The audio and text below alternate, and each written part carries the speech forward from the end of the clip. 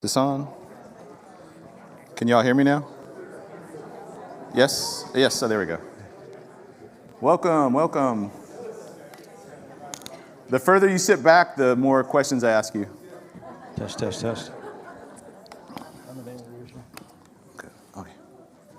Hey, can you, is there any way to lower the lights a little bit for the screen to be a little brighter? Because it might show up a little better. Test, test. Thank you. Well, welcome everybody. Great to see such a great turnout for our second Friday. I'm going to introduce Pete. A lot of you know Pete. Some of you may not have met him before. Hopefully you'll get a chance to do so tonight. Pete Garcia is a retired military combat veteran and aviator. He's a writer, researcher, speaker, and teacher of Bible prophecy and apologetics with a BA in international relations, and he's a graduate of the U.S. Army's prestigious Command and General Staff College at Fort Leavenworth. All right. The Lord called him to start writing at the age of 33, and he wrote for Jack Kinslow's The Omega Letter from 2011 to 2018. After the Omega Letter shut down, he branched out to create the website under the Rev 310 banner from 2018 to 2025. He has recently moved to Substack. I know all of you know what Substack is. The younger people know. Okay. In late 1925, and the Lord willing, we'll keep it there for a while until the Lord returns. To date, Pete has written over 700 articles published on numerous websites and platforms. He's contributed 3 written chapters to Terry Jones's published books, Discerners, Lawless, and Trajectory. To Mondo Gonzalez's book, The Red Heifer, Ritual. And he wrote the foreword for Lee Brainerd's excellent book, The New Heavens and Earth, Recreation or Renovation.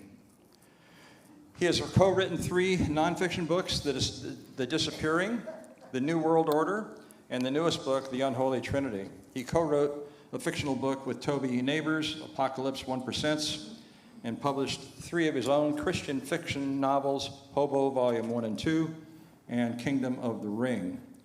Pete was last here in October 2022 for our prophecy conference, and he's back here tonight from Denton, Texas to participate with our second Friday prophecy and current events update. Thank you all for coming tonight. Especially thank you for people that came from out of town and from other churches. We're delighted you are here to be with us tonight. Please join me in welcoming Pete.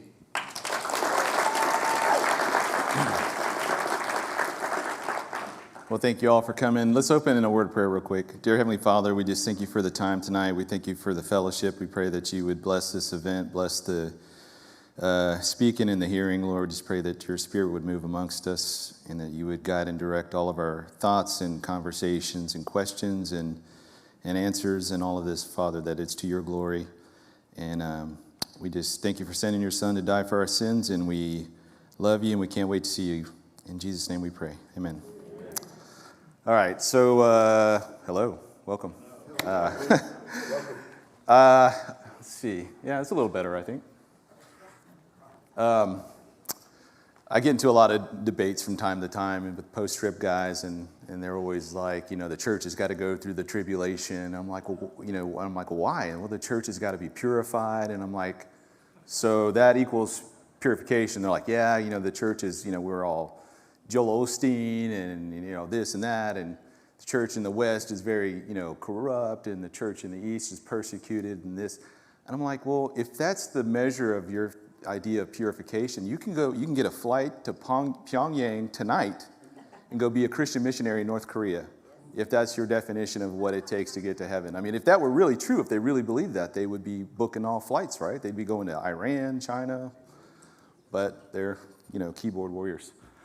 Okay, next slide. There you go. Make sure you pray for your pastors.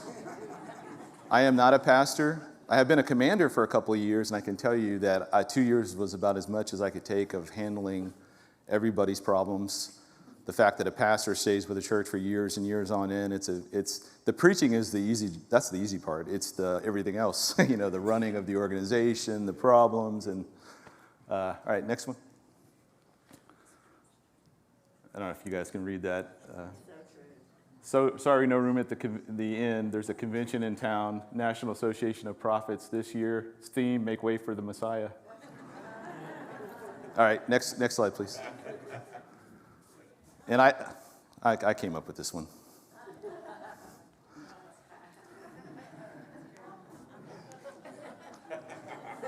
Because there's going to be somebody that's going to have put off a surgery. They're going to have put off getting braces or some kind of root canal the day before the rapture. If they just waited one more day, they wouldn't have to worry about it. But all right, next one, please. All right, so tonight I'm going to be talking about current events. Steve gave me a very narrow topic to talk about. So this is going to be a high level, 1 over a million view for the military guys in here. It's the kind of as far out as you can get on a map. And what I mentioned earlier to some of y'all, if you have questions, I'm not doing a Q&A at the end necessarily, but if you have questions as I'm going through it, just raise your hand and I'll address it while we're in the moment. If everybody's okay with that. Concur? I'm going to concur? Yeah, okay. All right, next slide, please. Oh. All right, so as many of you guys know, in order to learn to learn as we go forward in time, it often helps us to look backwards, to look to the past, so we don't repeat the same mistakes over and over again. The quote was initially attributed to George Santayana, or whatever his name is, Spanish or Portuguese philosopher. But this is a kind of a common sense thing that we learn from our mistakes in the past so we don't repeat them in the future. What's interesting about the Bible is that, this book is anywhere from 1,600 years to 2,000 years in the making. And it depends on when Job was written. So I don't know who wrote Job specifically, and scholars are divided. But chronologically, Job would have been the first book because he predated Moses by a good 500-600 years. But with that said, the canon of Scripture closed with the book of Revelation. And the book of Revelation is the apocalypse in the English transliteration, or apocalypsis in the Greek. And we hear that word apocalypse, they put it in movie titles and songs and whatever, and it sounds all daunting and scary, but really it just means the unveiling, to unveil, to reveal.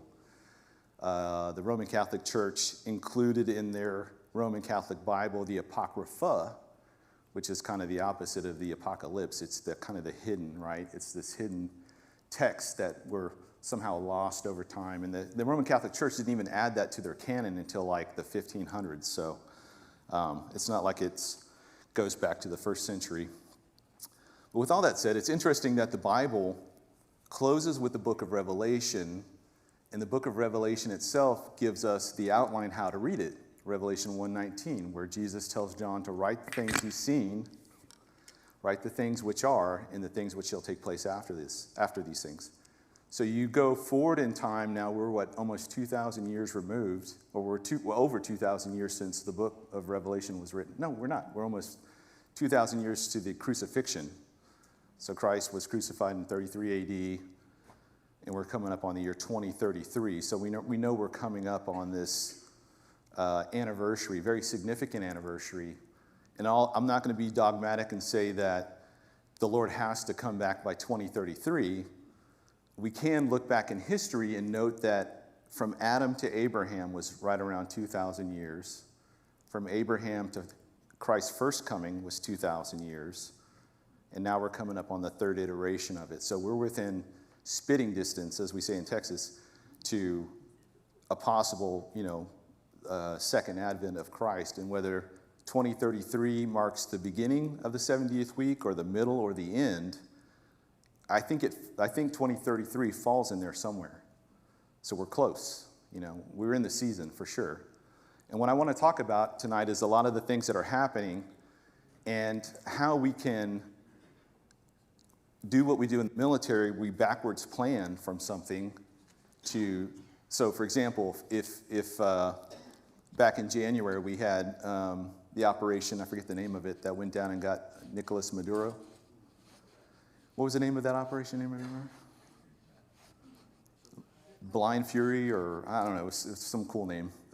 Midnight Hammer? No, that was Iran. What was it? Nick at Night. Nick at Night, yeah. That's pretty good.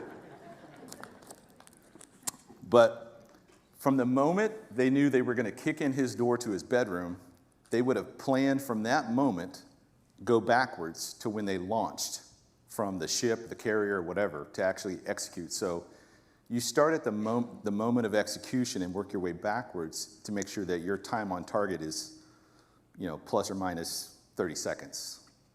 And aviators too, we used to do that. You had to fly a route, you had to make this point by no more than plus or minus 30 seconds.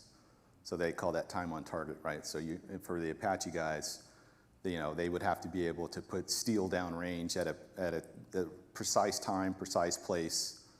And the only way they do that is by planning backwards. That's how the military does everything. Okay. So, go back. So the reason I start with backwards planning is if we go from Revelation 13, we know this is what the Bible says the world's going to look like inside of the 70th week, right in the middle of the 70th week. It's going to be a totalitarian, one-world government. It is going to have one political system that governs the entire earth, one religion that governs the entire earth, one economic system that governs the entire earth, and it's led by two men, the Antichrist and the false prophet. And underneath those guys will be other leaders, these 10 kings. We know that 3 are removed, the Antichrist. So you have 10 kings. So imagine my fingers as 10 kings. 3 are removed, so that leaves 7. The Antichrist comes in, he's now the 8th. Does that make sense? Okay. When you read Revelation 17, it's a little confusing on that. But the world is going to be broken up, presumably, into imperial regions. And we'll get to this a little bit later in the presentation. I'll show you some maps and things. But it seems like the world is broken up into these regions that are governed by one of these kings, and they all put their allegiance toward this man, Antichrist. 2 Thessalonians chapter 2 tells us we are not going to be able to understand or know who this guy is because it takes the removing of the restraining ministry of the Holy Spirit through the church in order for this man to come forth. It's the crisis, that's the crisis that allows this man to step forward. The rapture does not start the 70th week, tribulation, but I think it does kick off the day of the Lord. So the day of the Lord starts at the rapture and then goes all the way through to the end of the millennial kingdom. So it's no shorter than 1,007 years long, being the day of the Lord. A couple places in Scripture, it talks about the day of Christ. The day of Christ is the day, what I believe to be the rapture itself.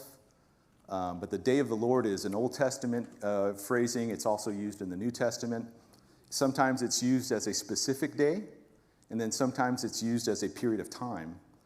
So I have a chart. I can bring it up after this. I don't have it on the slides. But I have passages that show both as a single day and as both a period of time. So that term is kind of all-inclusive to the final day of the Lord. If you go back to Hosea 5:15 through 6:3, it talks about the two days, and on the third day, Christ is going to restore Israel, and they're going to live in his sight and all that. So I believe that we're in that second day now. We're at the end of that second day, getting ready to launch into this third day, which I believe will be the day of the Lord. Okay. So we go from Revelation 13, that's the way the world's going to end up looking like. Revelation 6, we see that's kind of the beginning of the tribulation period. It's chaotic, obviously apocalyptic in the negative, Hollywood sense of the term. Probably few governments are going to be left standing after the rapture. There's still going to be many politics and many religions going on in the world. So why do I say that it's going to be few governments? The reason I say that is that because when the rapture happens, right, and it removes whatever that percentage of believers from the earth, I also happen to believe, well, first of all, if it's just going to remove the believers, obviously some nations are going to be more impacted than others. So, Saudi Arabia is not going to be as impacted by the removal of Christians as the United States would be. And I'm not trying to say that the United States is full of overflowing with Christians. What I mean is we have Christians at every social strata of our society, from the guy that collects trash to, the Secretary of State. We've got people all along the way that are professing believers. So that's one aspect of the rapture that's going to add to the chaos and the crisis of that day. The second point of that is I also believe children under a particular age, the age of accountability, will also be removed from the earth. If they're not going to come of age inside of the 70th week, I think God removes them ahead of time. And that will be a global impact. So that will trigger a global crisis. And then what happens, of course, the United States locks down, or we go into martial law, some thing like that. All the leaders go to Mount Weather or Camp David or NORAD or their underground, bunkers and stuff. And they declare martial law. They push that out to the governors. The governors start triggering these things. So it's going to be a pretty chaotic time when all this takes place. So that when the U.S. shuts down, and right now the world is operating under the umbrella of the American dollar and our American way of finance and economics, the whole global economy is going to start teetering. And it's already very fragile. Look at a few missiles shot in Bab el-Mandeb Strait threatens to shut down the Red Sea and the Suez Canal. Same thing opposite from the Strait of Hormuz. I mean, look at the price of gas you're paying for now. And then that cascades across everything that you buy because everything is shipped to where you live or to the store. So it will be an economic collapse unlike anything the world's seen. And it has to happen because if you're going to have one economy, here by Revelation 13 with the mark of the beast and all that, something has to change the current status quo with all the different fiat systems and different styles of economies, and we'll look at that too. Revelation 4, this is where I would put the rapture. So if you're talking about Revelation 1:19, where it says, write the things you've seen, that's chapter 1. That's where John sees the glorified Christ. And it's so overwhelming that John, who knew him in life, who walked with him, who was there at his crucifixion, who was there at his transfiguration, his crucifixion, and walked with him after in his resurrection, when Jesus fully reveals himself, he just falls over. He can't handle it.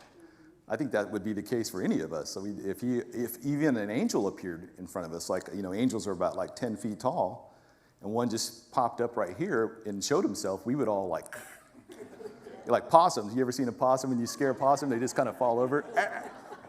That's us. Revelation 2 and 3, the 7 letters to the 7 churches. Revelation was written in 95 AD, and the church age had already been ongoing for about 60 years at that point. So churches were all over the Roman Empire and beyond. And Jesus picks out these 7 churches in this kind of circular path there in Asia Minor, which is today Turkey, and starts using those churches as not only indicating the issues that, one, there's going to be different kinds of churches, and Jesus doesn't condemn that. He just starts pointing out what they're doing right and what they're doing wrong. And so each letter has 7, it's broken down into 7 components. And then you see the last 4 churches, really, they're of the 7, the last 4 have some type of reference to the last days. And there's so many cool things in the 7 letters, 7 churches. If you don't read it, if you haven't read it in a while, go back and read it. Look at things that are reversed. Some phrases are used this way, and then it's flipped, like Revelation 2:9. The synagogue of Satan is mentioned one way to the church of Smyrna about those people that are persecuting them. You go to Philadelphia, it's written completely backwards. So you're thinking, why is that flipped around? So I think it's talking about 2 different groups. But So yeah, the rapture of the church is obviously pictured there in Revelation 4:1 and 2, where John, after he addresses the 7 churches or writes down what Jesus tells him about the 7 churches, he immediately hears the voice, hears a trumpet, a voice that sounds like a trumpet, and he sees an open door in heaven, and immediately shot up into the throne room scene.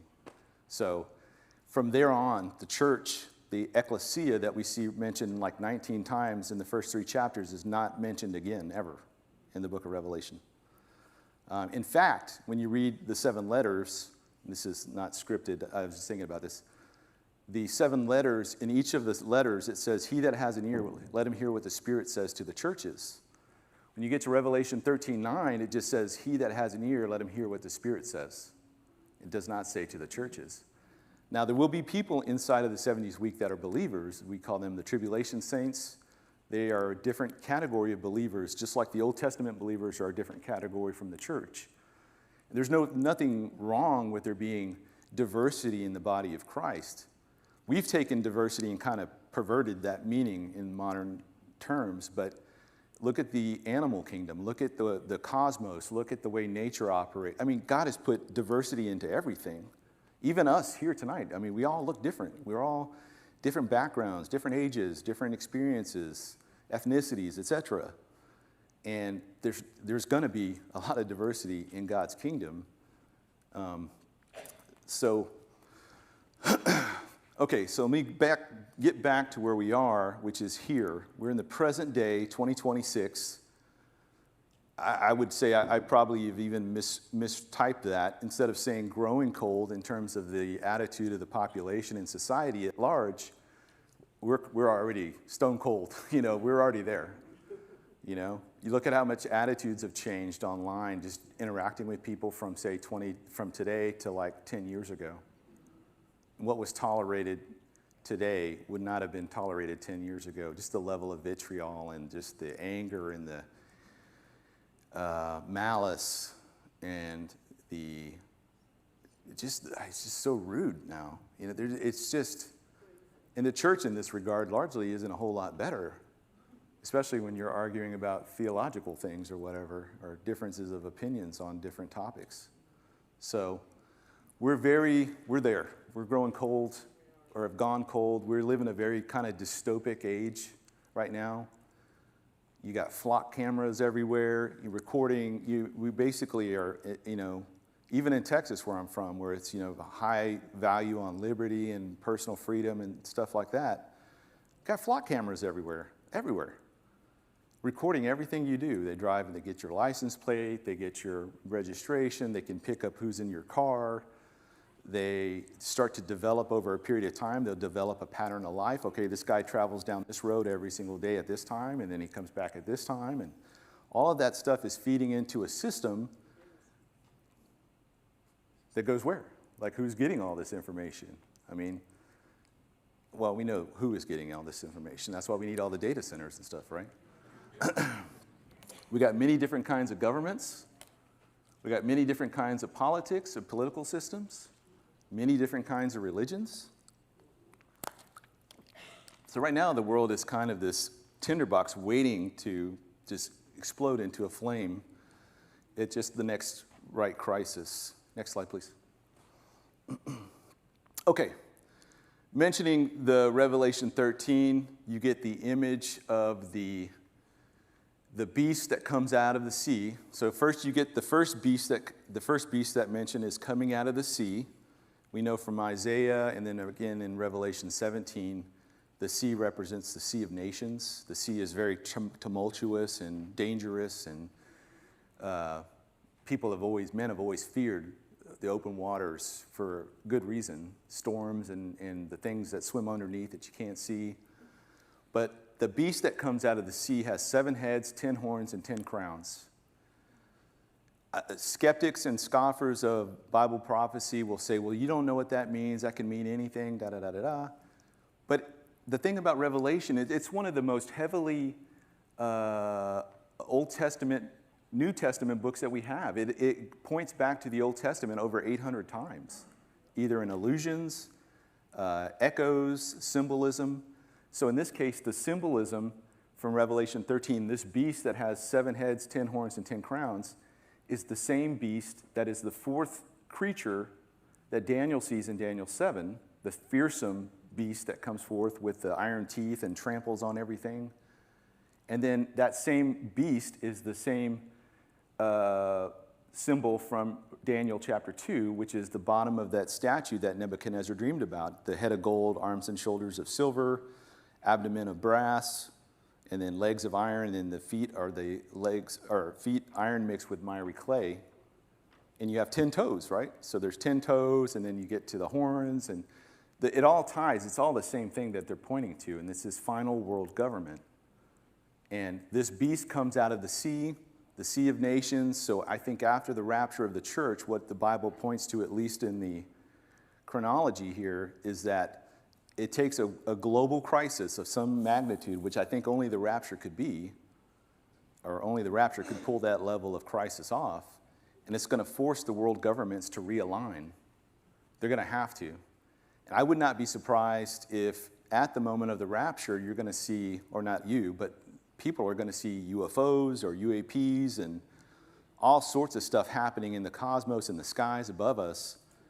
And the people that don't know anything about prophecy, they're just going to correlate those two events as the same thing, like the rapture, UFOs. Oh, the UFOs must have taken those people or taken the babies or something. They'll make some kind of correlation that those two things are connected. And that's the whole point of why Satan has inundated the world for the last 70 plus years with this stuff, since 47, right? Since Roswell.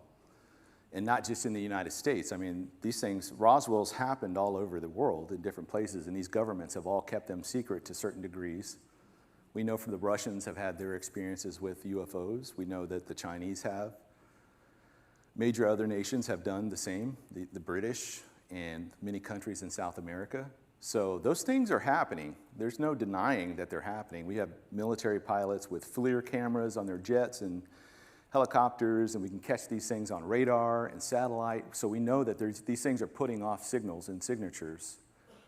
But it's kind of like the whole blurry creature thing, right? You know how Bigfoot, there's never like a really good picture of Bigfoot. It's always kind of, he's in behind a tree or he's moving and you can't really get a good focus on him. These creatures are not beings from another galaxy. They're fallen angels, or they're the products of fallen angels. And those things could have been created by fallen angels in the form of like meat puppets. I call them meat puppets. I don't know what else to call them. They're organic, but they're powered by demonic entities that kind of move these things around like a puppet would. Like insects, in a way, right? Insects, like an ant, doesn't have a brain. But how does an ant move? How does an ant function? How does an ant know what to do? It's pheromones, right, for ants. I don't know about all other insects, but I know that ants don't have brains, and you think about, well, how can something function without a brain? They do. They just do. These aliens, whatever these things are, seem to function being possessed by a demonic entity. And real quick, not in my notes, but a demon is not the same as a fallen angel. We know, according to Scripture, in many instances, angels will appear to men, and they'll appear as men. Acts chapter 1, Genesis 18, many other places. Well, an angel will appear, and he'll look like a man, like an ordinary man. The two angels that pulled Lot out in his family from Sodom and Gomorrah. So angels have that ability to manifest physically. Demons do not. Demons have to possess something because they are bodiless. They need something, a body or something to inhabit. Which is why, let me back up. I think that demons are the disembodied spirits of the Nephilim, right? And when God wiped out the Nephilim in the past, these things, their bodies obviously drowned and died in the flood, but since they're neither angel nor human, they're kind of in this holding pattern right now until the final judgment, when they'll be cast into the lake of fire. So demons are used by the fallen angels as to plus up their numbers, because right now they're still outnumbered, right? The holy angels, two-thirds of the holy angels did not rebel. 1/3 did rebel, so they're vastly outnumbered. So Satan's tried to build up his forces, as it were. And he'll try to do that with the humans that are left on the earth as well. The second beast, well, let me back up. The beast is both the government, the system of the government, and he's also a man. This man, who isn't called the Antichrist in the book of Revelation, he is identified as the Antichrist by John in 1 John 2:18. So the Antichrist is coming, but now there are many Antichrists. So Antichrist, little a, we've had a lot of these guys, right? Stalin, Hitler, Fauci, Obama. Some of you might think Trump, I don't know. I mean, but we've got leaders from the last 2,000 years that have been terrible, even going back further. Nimrod, Antiochus Epiphanes, various Roman emperors, dictators of all flavors, wicked kings, wicked queens. So we've had many antichrists, but there is a antichrist, big A, is coming. He's called the man of sin, the son of perdition, the little horn, the man of lawlessness. He's got a lot of names. The rider on the white horse, Revelation 6. So many names, but he ends up becoming the personification of that whole system in the same way that Hitler was the personification of the Third Reich. So when you saw Hitler, he is the Third Reich. He is what the Third Reich stands for, vice versa, Chinese communism, who do you think of? Mao, right? Mao Zedong. I don't know. You could think of any other kind of nefarious organization and come to a conclusion about whoever leads that organization or has led it or is most known for it. Joseph Smith, right? The Mormons, Church of Mormon. Okay, the second beast that comes out is a false prophet. And we want to think prophet, and for many, many centuries, everybody thought it was the Pope. That's how we got preterism, if you know what preterism is. Preterism was created by a Jesuit priest in around the 1600s as part of the Counter-Reformation, because after the Reformation happened and you started having these Protestant churches springing up, the Lutherans, the Presbyterians, Episcopalians, and kind of those early denominations, they all brought with them, they got some things right. They brought over, they broke away on the status of salvation by grace through faith alone, in the Bible alone, in Christ alone, kind of the five solas. But they also brought over that Roman Catholic eschatology, like baggage with them, right? You go from one relationship and you go into another relationship and you kind of bring some of that bad baggage with you, right? These guys, when they came out of Roman Catholicism, they brought bad baggage with them in the form of eschatology, which was amillennialism. So they're wrestling with this whole conflict with the Roman Catholic Church. Pretty soon, they start looking at Revelation 13 and they're like, that sounds a lot like the Pope. So pretty soon, that was the common, and then the Vatican was the new Babylon, and so the Catholic Church was trying to combat this. So this Jesuit priest, Louis de Alcazar, I think is his name, said, well, why don't we just kind of spin this and make it all the Romans' faults, while they were still pagans, prior to Constantine. So he crafted this idea that all of the prophecy in the Bible was finished by 70 AD, and the siege of Jerusalem, that was the, Armageddon. The Antichrist was Nero, even though Nero committed suicide in 68. They had to put all that back on the first century to cast the like a scapegoat, right? So they're blaming all their ancestors on something. Yes, sir. Well, what do preterists do with Gog and Magog? I don't know. That's a good question. I would say that they would have to throw it in the past somewhere. What was the question, please? What does the preterist do with Gog and Magog? Well, here's what's interesting about Gog and Magog is at the end of Gog and Magog, the Jews think they're done. Think about it for a second. You're a Jew, an Orthodox Jew, ultra-Orthodox, conservative, Reform, whatever, but all you use is the Old Testament. You don't have any of the New Testament. What's the biggest, baddest battle in the Old Testament? Gog and Magog. It's in Ezekiel, and it all follows chronologically. 36 and 37 is the restoration of Israel.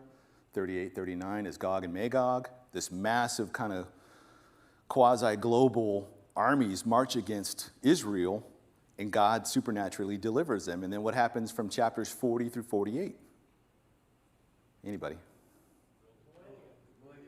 The temple, well, the third temple, right, is built. So the Jews think at the end of Gog and Magog they're done, and they're going to get their temple, and they are in the age of Messiah. And again, the Jews don't think of a Messiah in the terms of a God coming down into human form, the incarnation. They simply think of a Messiah like David or Moses, a political leader of some kind that will lead Israel to greatness. So they think they're done, and that's why I think they have no qualms at the end of Gog and Magog entering into some kind of a covenant, this covenant of death that Isaiah writes about in Isaiah 28, that is the 70th week of Daniel. That's Daniel 9:27. That's the covenant with the many. And that may be a covenant to institute Mosaic law for the Jews and the Noahide laws for the Gentiles.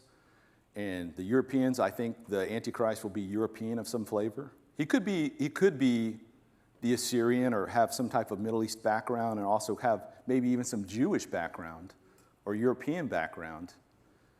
But he's not going to be Islamic. I know that for sure. I'd bet my next 5 paychecks on that. So, and I'll explain that too a little bit.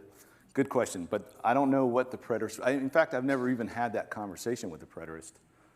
We usually can't get past Matthew 24. I mean, that alone is like 6 months of my life gone, wasted.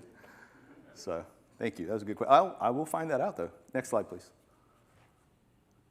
Okay, now we're going to talk about worldviews. Next one. Okay, in the present day that we live in, you see these are just kind of really over-the-top demographics.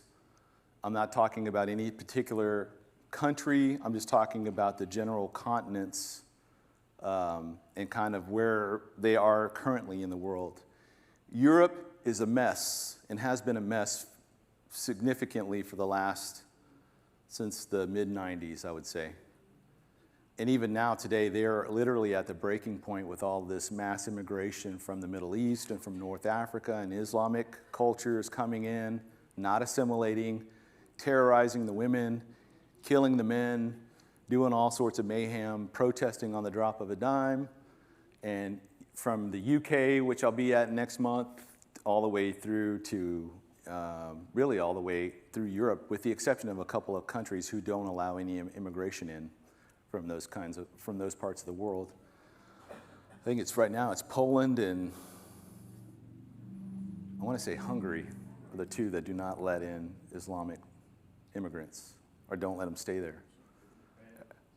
In the EU Parliament, in Japan, the EU Parliament voted 2 months ago to start mass expulsing a lot of these immigrants out of Europe. Now, when will that happen? I don't know, but I think this is intentional.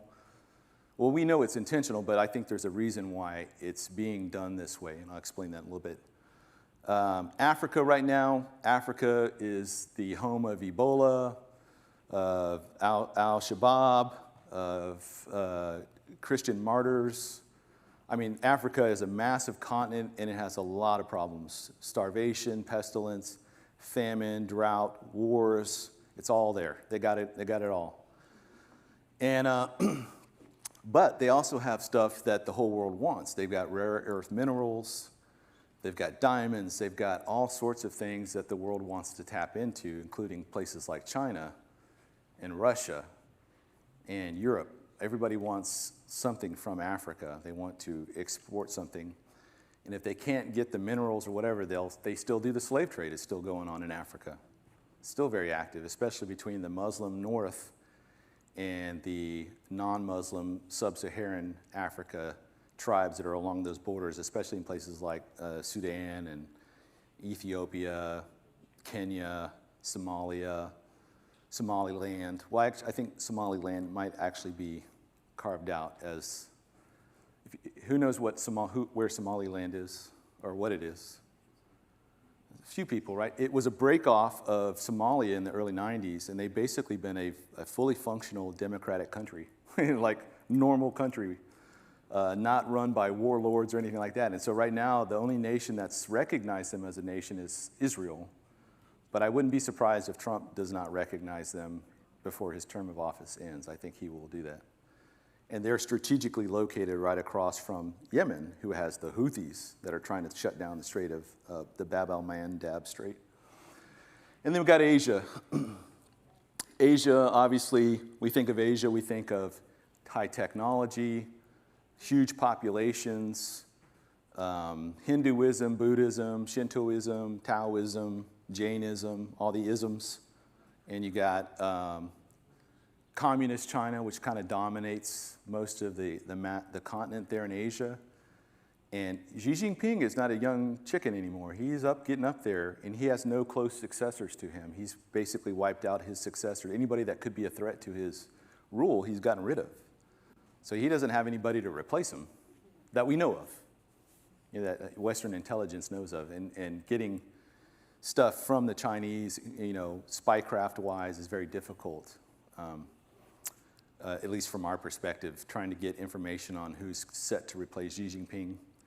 But they seemed like they were the ones on the ascendant here of the last 20 years. And I know as late as let me back up. As early as the mid-teens, when I was still wearing a uniform, China was the next big threat. And that's why Obama wanted to pivot to the Pacific, and a lot of the resources that had been pointing at Russia now were pointing at China. And I had written this a couple of years ago, that one of the nightmare scenarios for the United States would be that if Russia attacked Ukraine, we know Vladimir Putin and Xi Jinping met in February of 21, but right before he kicked off his campaign into Ukraine, he and Xi Jinping met in the Winter Olympics there in Beijing, and they decided they were going to have each other's back, like no matter what. There was kind of a joint defense agreement between the two. So Vladimir starts rolling tanks into Ukraine, and my scenario was we have that happening. Let's say something happens with Iran. I wrote this well before Iran, this current conflict with Iran. That happens, and I said a nightmare scenario would be if China decides to take Taiwan. Now, think about how spread out the U.S. forces are currently with our footprint in Europe, our footprint in Africa, our footprint in the Caribbean and South America, as well as in the Pacific now. I said, then you have that happen with China. Let's say they start making serious threats or serious provocations to take Taiwan. How much of the U.S. is going to be able to respond to that threat? It would be pretty dire, I think. And then you would take that Pacific theater threat and divide that in two, because I think China would then unleash North Korea on South Korea. Then the Pacific theater would be divided again. So it would be a nightmare scenario. We're almost there. So all we're waiting to see if China decides to kick something off, and then North Korea, and then that would be World War III for sure. Guys like me would be being recalled out of retirement. If you're a former military, you're probably going to get recalled out of retirement. Like everybody, it would be an all hands on deck kind of mission for that. Okay, next slide, please. Okay, I know this is hard to see. Now, also in the world today, we have competing agendas. And what I mean by that is you have these topics about like globalism, who cares about globalism, what are the perceived frictions of globalism, solutions, competition. So financial industrial complex, asset managers, bankers, central bankers, people heavily invested into the World Bank, the European Bank, the Bank of International Settlements, I mean, on and on and on. There's massive global and transnational organizations that deal solely in the financial sector. They love globalism. They're all about, hey, one system, right? What do they care most about? They care most about fluidity, tokenization, fractionalization, programmable money, and relevance. What are their perceived frictions? Let's see if I can read this from here. Privatization and deglobalization. Solutions are going to be tokenization and fractionalization, Bankers now transitioning to central bank digital currencies, and then their competitors are obviously going to be cryptocurrencies and then tier one sovereign nations. Sovereigns, Russia, China, North Korea, the United States, these major nations that are championing nationalism, that want to remain sovereign nations. They don't like globalism. They would rather have regional or hemispheric hegemony. Is that how you say it? Hegemony? Hegemony. I can never say that word. So we want to dominate in our particular spheres. Russia wants to dominate in their sphere. China wants to dominate in their sphere, so on and so forth. They don't necessarily want globalism because they don't, logistically, it would be impossible to manage. It would just be a drain on your resources. So they care most about a seat at the table, control of their resources and their borders. Their friction is globalism. Solution is going to be autocracy, war, and regionalism. You start seeing a lot of these regional pacts rising up in light of globalism. So ASEAN, the group of nations in Asia. There is a Canadian, American, and what's it called? Australia, New Zealand pact, CANZAC. It's some acronym that comes together, but it's those kind of Western nations aligned. You have, obviously, you have NATO. Recently, we've had Saudi Arabia and Pakistan had a joint defense agreement a year ago, and then they added Turkey, I think, just the last few weeks to that. So these countries are more about regional strength, and they like the idea of an attack on one is an attack on all kind of thing. So they like that idea. Obviously, it's not really worked out that well for Saudi Arabia because Pakistan has been supporting Iran while Iran's been bombing Saudi Arabia. Nobody's done anything about it yet. So I don't know, that defense pact is not worth the paper it's printed on. Next, you have technologists, Musk, Thiel, Zuckerberg, Altman, Huang. I can't remember these two guys, these Indian names at the end. I think one of them runs Google right now. Globalism, they're kind of yes and no, depends on what it is they're trying to push. Obviously, Google is global. iPhone's global. I mean, a lot of the technology that's out there today is globally used. The internet is global. They care about efficiency, scale, networks, and government contracts. Their frictions are going to be traditions in fiat currencies. And then their solutions are going to be digital ID, social credit scores, surveillance, global surveillance, energy, cislunar space, and AI. And then their competitors are anti-technologists. So if you're still rolling around with an old flip phone, from the early 2000s, or you're like an anti-technologist guy, like Alex Newman. I think Alex Newman still has a flip phone. Military-industrial complex, they like globalism. They care the most about instability. They need war, they need conflict. And otherwise, if they don't have conflict, they're out of a job, right? Because nobody needs missiles if there's no wars going on, right? So they need conflict. Their perceived friction is peace and being exposed. Solution is forever wars, and then their competitors are obviously the peacemakers. Which is interesting because the Antichrist is going to come in as a peacemaker. Next slide, please. Okay, so I'm done with the kind of the major overview.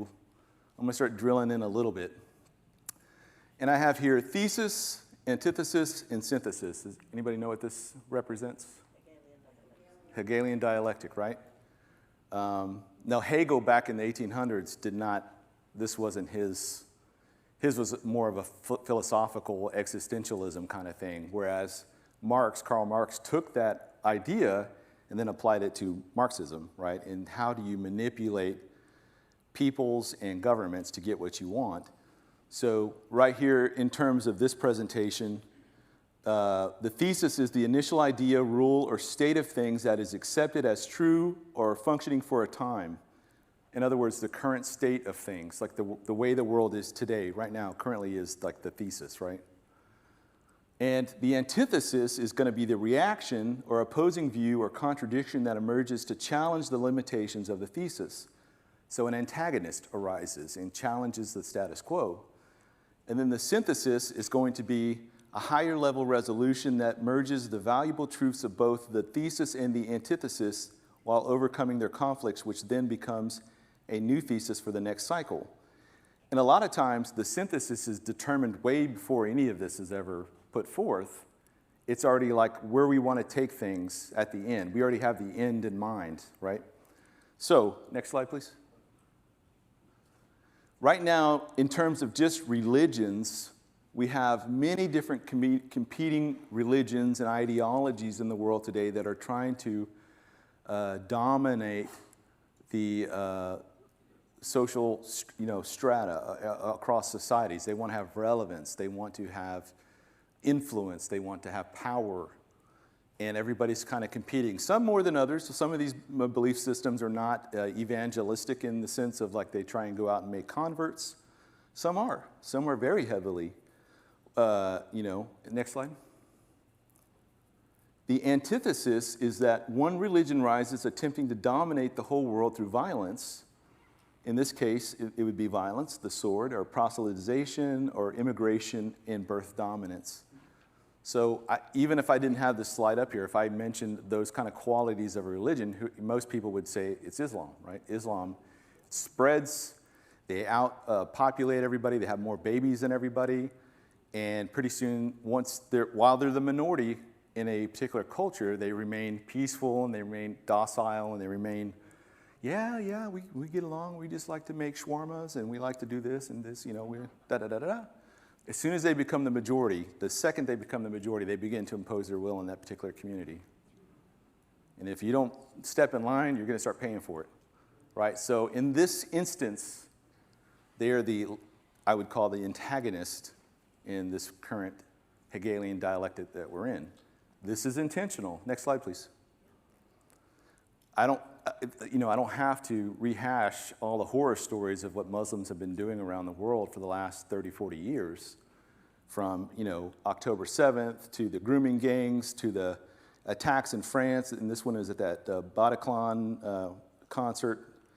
And I don't even want to read what the witnesses said that these guys were doing. They didn't just shoot people. They were doing all sorts of stuff to the people that were still in there. It's super graphic and super disturbing.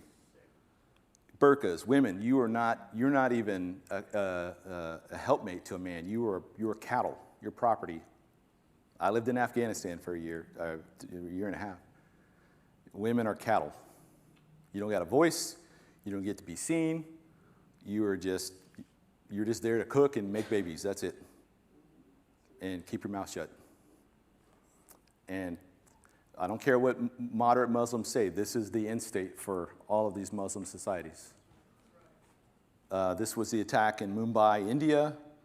This is a couple examples. Everywhere they go, if that nation puts up any kind of friction or resistance to Islam, immediately they send the shock troops out to start protesting and burning things and flipping over cars and yada, yada, yada. So next slide, please. Next slide. Why Islam cannot be the final world religion? It can't be the final world religion because in Islam, Allah cannot be a man. Allah is a spirit. He is God in the spirit. He was never a man, nor will he ever be a man. Well, that runs directly into contradiction with the Antichrist because the Antichrist will declare himself to be God, and he will be worshipped as God. And not only that, but the Jews are going to, at least initially, think of him as the Messiah. There is no way that the Jews will ever accept a Muslim Messiah. Ever. Not after nearly 2,000 years of warfare, bloodshed, betrayal, torture. It's not going to happen. It's like saying that the next leader of the NAACP is going to be a grand wizard from the Ku Klux Klan. It's not going to happen. They're never going to let that happen. How does Mahdi fit into that? The Mahdi is interesting. So obviously, Shia and Sunni Islam departed ways back in like the 12th century. And I think that if you look at like Shia Islam, for example, they've always been on the losing end of everything. They were beaten up by the Sunnis early on, and that's why they've embraced this whole martyrdom thing, where in Hezbollah, if a terrorist is killed, man, that guy's picture is put everywhere and he's kind of idolized as a martyr. They don't do that in Sunni Islam, but they do that in Shia Islam. And Shia, at least the Twelvers, have somehow taken this like obscure Mahdi figure, this boy that went missing back in the 1200s or so, in a well, hiding, he's waiting. He cannot come back out until the world is in this state of global chaos, which is why Trump trying to negotiate any kind of deals with Iran is a waste of time. And I know he's not stupid. I mean, the guy's a multi-billionaire, and he's been successful in most of his endeavors. So he's at least surrounded himself with smart people. And if you go back to the 1980s, he was saying the same thing about Iran as he's saying today. So he knows this. Why is he trying to continue to negotiate with people that all they want to do is bring about the end of the world so that the Mahdi can appear? It has to be some type of a strategic draining them of energy, of life. Their inflation rate is like hundreds %. Their currency is basically devalued completely. As of the last couple of days, they're out of fuel. I think it costs, I don't know how much money it costs now, because their real to the, what's their currency, the real? No. To the dollar is like in the millions. And they are only allowed to buy 10 liters of fuel at a time. People are having to wait for days in advance just to get that. I mean, their economy is in complete shambles. And he may just be bleeding them out at this point. But with that said, the Mahdi, while Trump and the Republicans and most of us would be like concerned about the midterms, they're concerned about the end of the world. All the IRGC and the really dedicated Shia Twelvers, they want chaos. They want this conflict to be regional, which is why they're hitting Qatar, they're hitting Saudi Arabia, they're hitting Oman, they're hitting Jordan, they're hitting just throwing missiles out everywhere and just trying to stir this big, regional conflict so that the Mahdi will come, and he's not going to come. So to answer your question, I think that is mostly been blown up by the Shia Twelvers in a kind of a perverted way that even the Sunnis would be like, well, that doesn't really, they're kind of like, yeah, we're not really on board with that. But in their mind, he is a pre-Messiah figure. Yeah, do you have any speculation, if you will, why there seems to be such a rising tide among some prophecy teachers and many pastors that teach prophecy, leading to the fact that not only the Antichrist be Muslim, but that Muslim will be part of the one world government, Yeah. and in control of everything? I think because right now it's the present threat. I think if we were to go back 20, 30 years and Soviet Union was still in power, the prophecy teachers then would be like, yeah, I don't know. It seems like communism, that's going to be the final world system. And every generation you're in, whatever that present big bad of that generation, whether it's Hitler, or if you go back before him, maybe it was Napoleon or Genghis Khan, and on and on. That's sort of historicism in a way, like where you're kind of reading today's paper news into prophecy to make it kind of make sense. And I know what I'm saying is contradictory to all that. I'm saying that Islam is not the final world religion, but it's going to drive the globe into such a point of desperation that when the Antichrist comes, he will seem like, finally, oh my gosh, he got rid of all these crazy wackos and he's brought order and peace back to the world. And I don't know if this is a good example or not, but let's say you have a guy that's average, nothing special about him. He's average looks, average abilities, medium job, it's okay. But a gorgeous woman who's married to a guy that beats her and is terrible and he's a tyrant, that guy seems pretty good. Like if they could leave him and go to that guy, that would be better for them, right? And that's not a good example, but I'm saying that the way that the Muslims are acting today and what they're doing, it's driving up desperation everywhere they spread to. And that will lead to that level of desperation. Or even the 1920s. I mean, look at the Germans after World War I. And they get hit with reparations. Their economies collapse. They've lost a whole generation of young men. I mean, they're just in shambles. And a guy like Hitler, it takes that level of desperation for a man like Hitler in the Third Reich to rise up and seem reasonable and seem like, oh, these guys have the answers. So I think that's why we're seeing today the level of chaos and murder and violence and just mayhem that's being allowed to spread. And the world leaders, a lot of these guys are doing this. They're allowing this to happen. Why are they allowing it? Because it doesn't make any sense. The only way that makes sense to me is this is some type of spiritual delusion that Satan is using to his own ends to drive people to that point of desperation so they will finally turn to a man like the Antichrist, who may be the European version of Trump, and I don't mean Trump in looks or whatever, but just in that same gravitas. I mean, when Trump, whatever you feel about him or whatever, let's say hypothetically, we're going to be here for another 100 years. I know, I'm just follow my logic here. Let's say we're going to be here for another 100 years. People would look back on Trump and be like, that guy was like Abraham Lincoln. He was like just a guy larger than life. Just iconic in that way. There's nowhere in the world Trump can go. He's not recognized. Everybody knows who he is. That's what I mean by iconic in the sense, like he is. I think God put him there for a particular reason. I think Satan is using him for a particular reason too.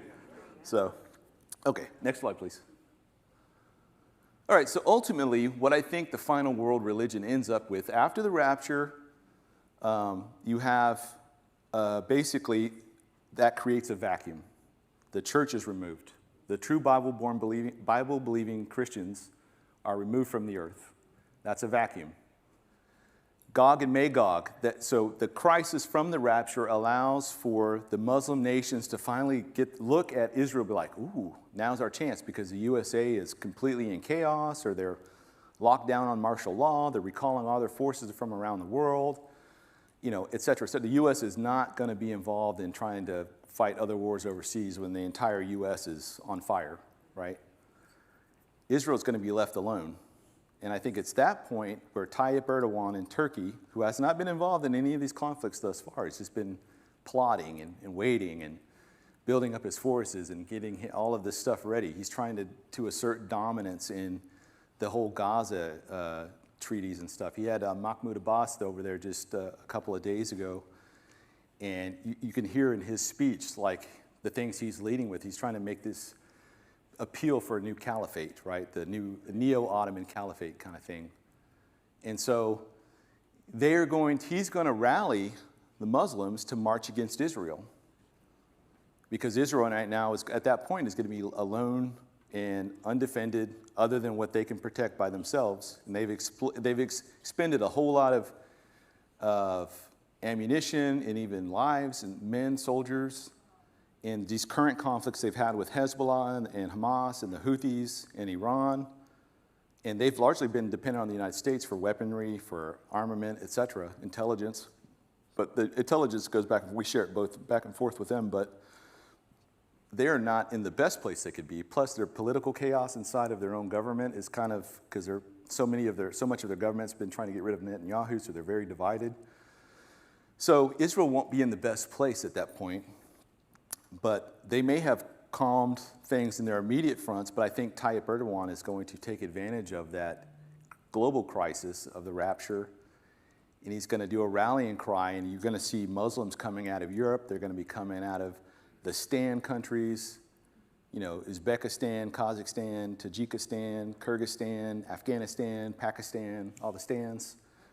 They're going to be coming up from Africa, all the Muslim converts to Boko Haram, Al-Shabaab, Africa, or ISIS in Africa, Al-Qaeda in Africa, all these different groups that are down there are all going to march from their respective places and march against Israel.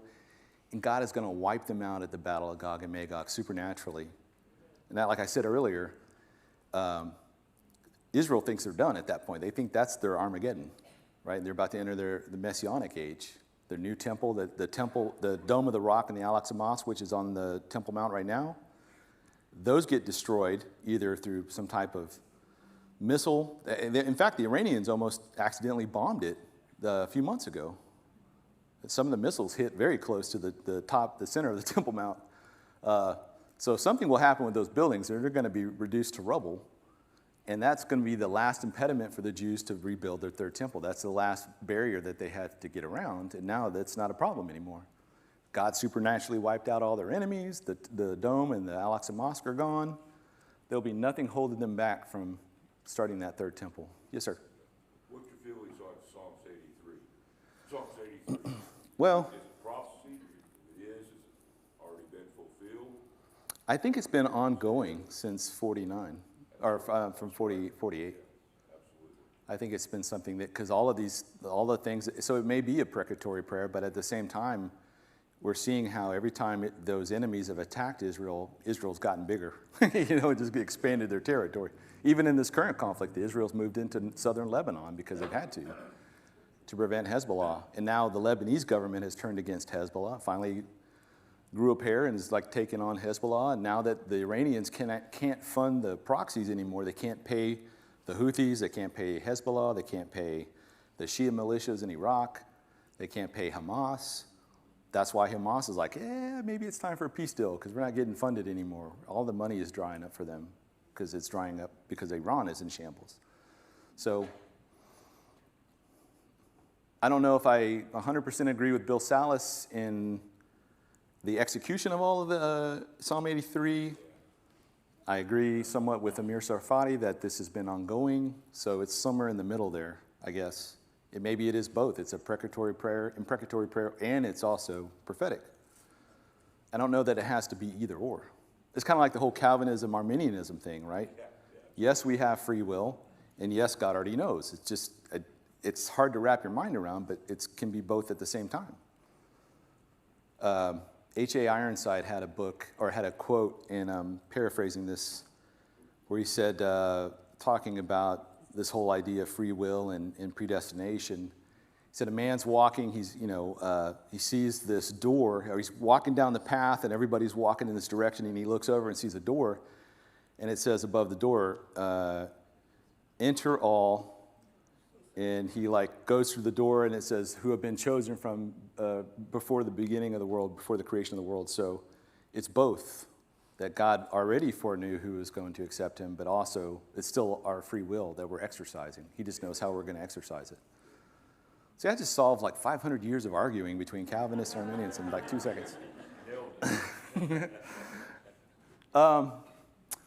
So what do I think the final world religion will be in Revelation 13?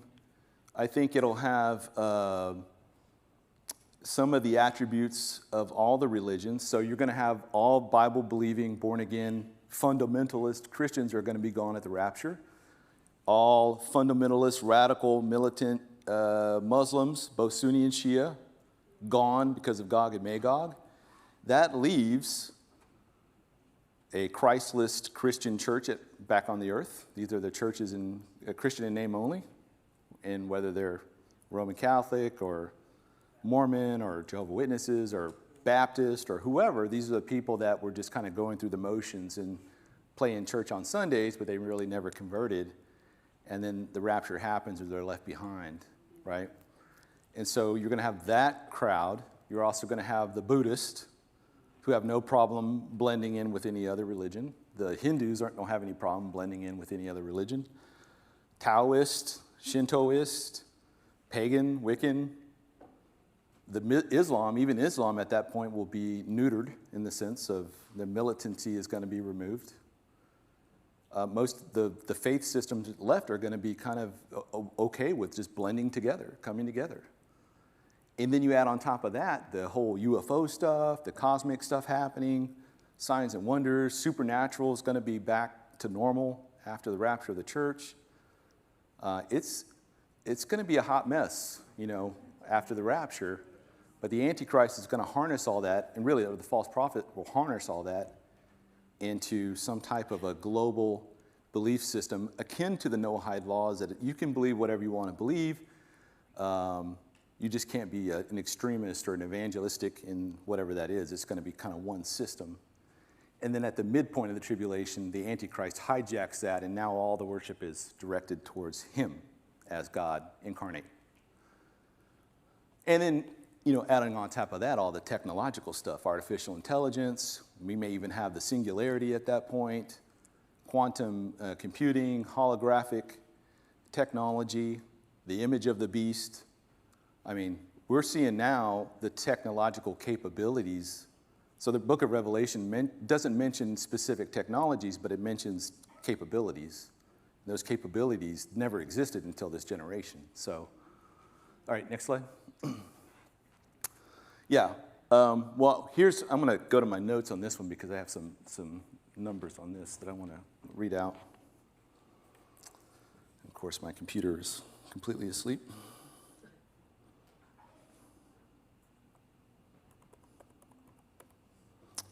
All right, let me get to that page.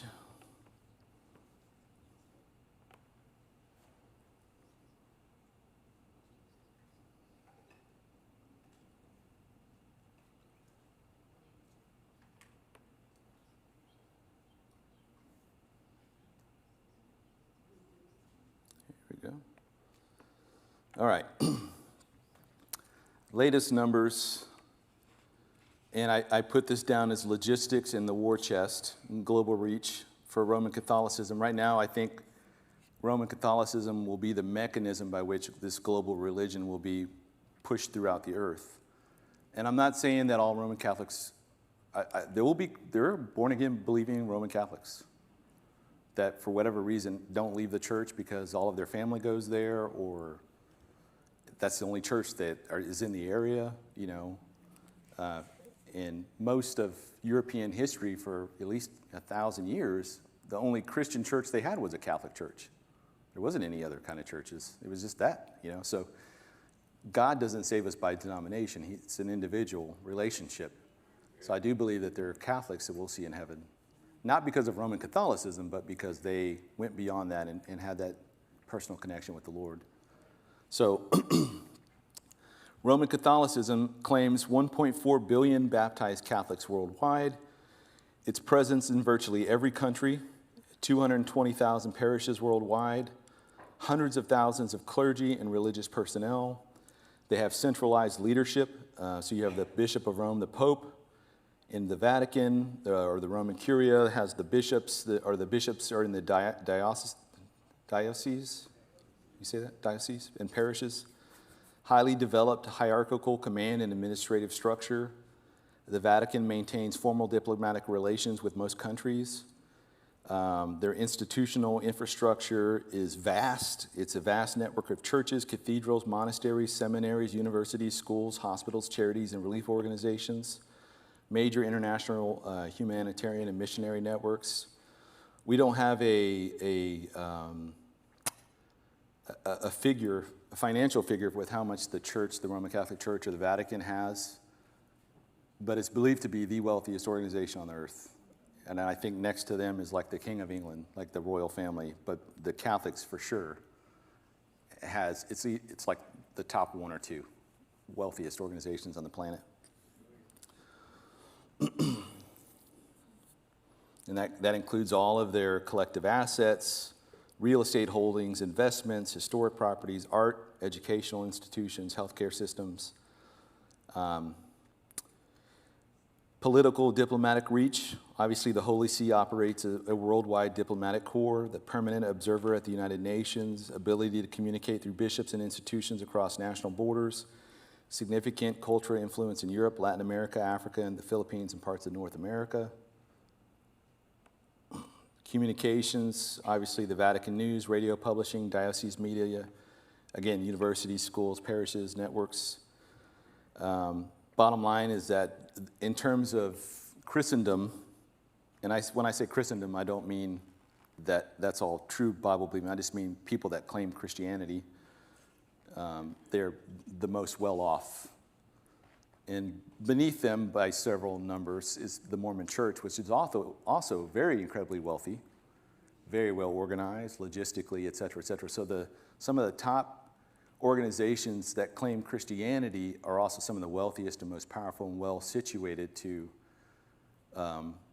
remain behind and be utilized by the beast in that system to kind of perpetrate this global faith that's going to come about. So you have non-Catholic Christianity. So again, denominations that largely are kind of Christian in name only or culturally Christian, to include Latter-day Saints, Jehovah's Witnesses, Christian Scientists, Christadelphians, Hebrew Roots Movement. I mean, there's on and on and on. There's a bunch of different organizations that claim Christianity but don't hold to the orthodox faith of what the Bible teaches. I'm not going to say that. Defanged Islam. So again, this is post-Gog-Magog. We don't know exactly how many are killed, but we know that they're Muslims from basically every corner of the earth. They come and march against Israel, and they're wiped out by God, to the order of maybe tens of millions. You'll have mainstreaming Eastern mysticism, supernaturalized. So again, after the rapture of the church, the world goes from normal to abnormal and from natural to supernatural in the blink of an eye.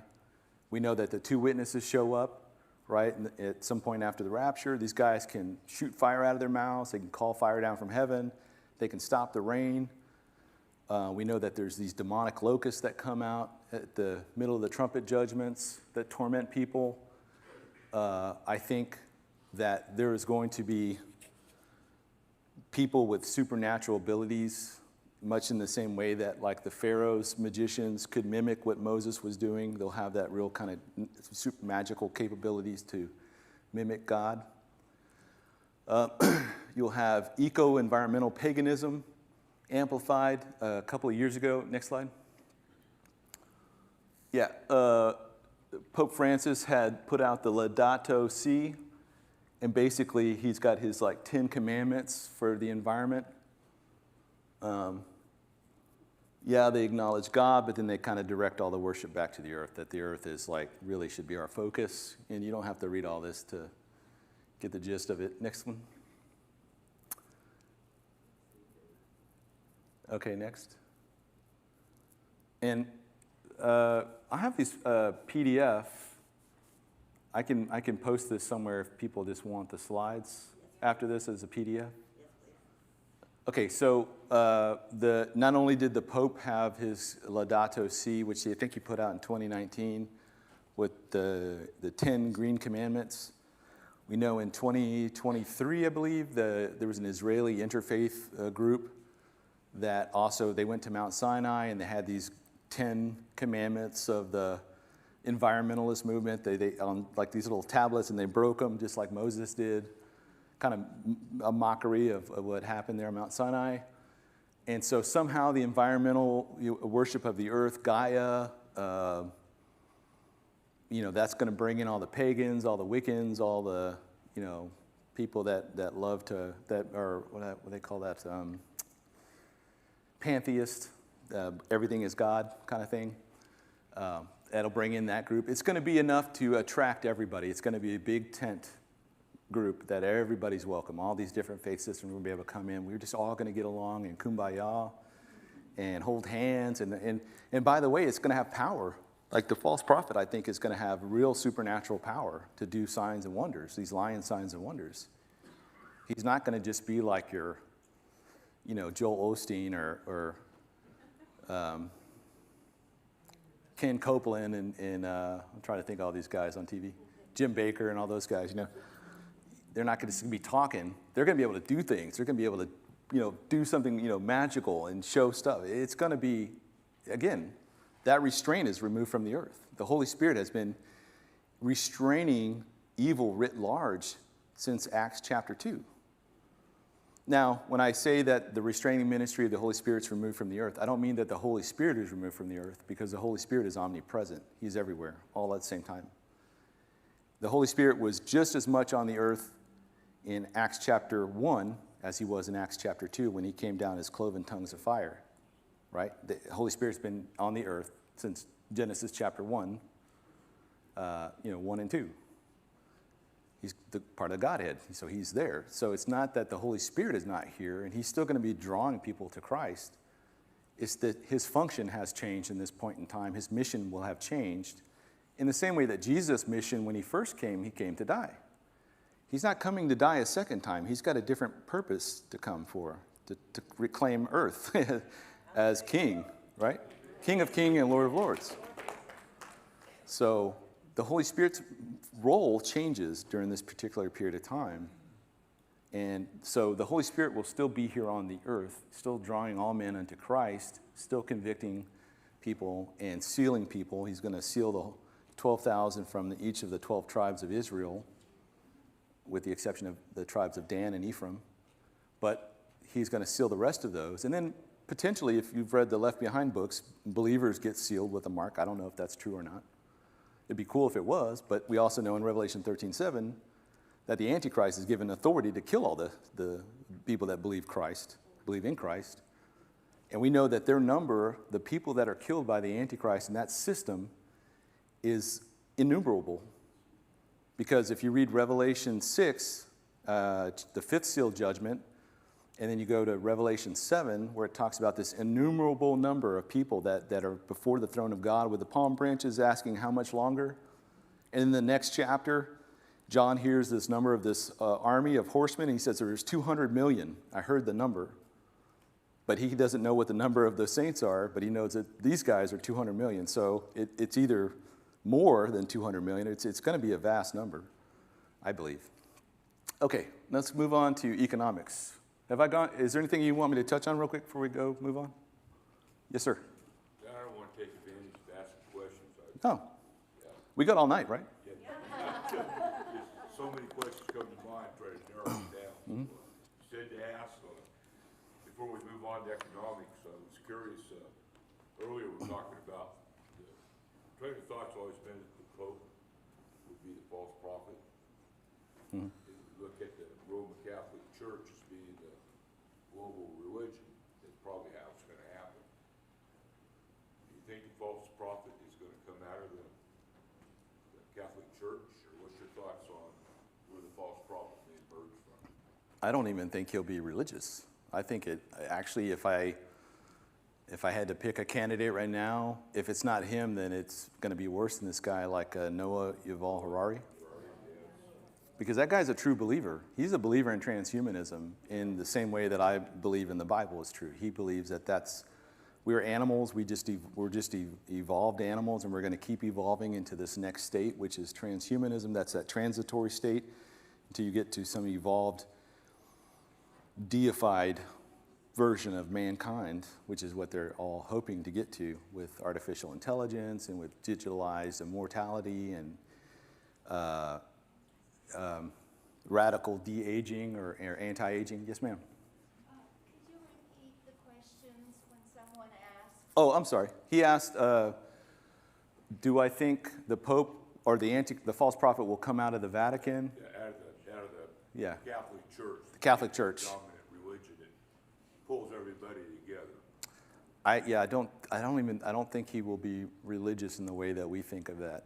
So he'll probably just bubble up like the Antichrist, just sort of Well, rise up. we know that we're not going to know who the Antichrist is, but it never says we can't know who the false prophet is. So this is all an assumption. But if you look at Noah Yuval Harari, everything that guy says is blasphemous. He just blasphemes God like with every breath, just constantly. So if he's not the false prophet is worse than him, which is a scary thought.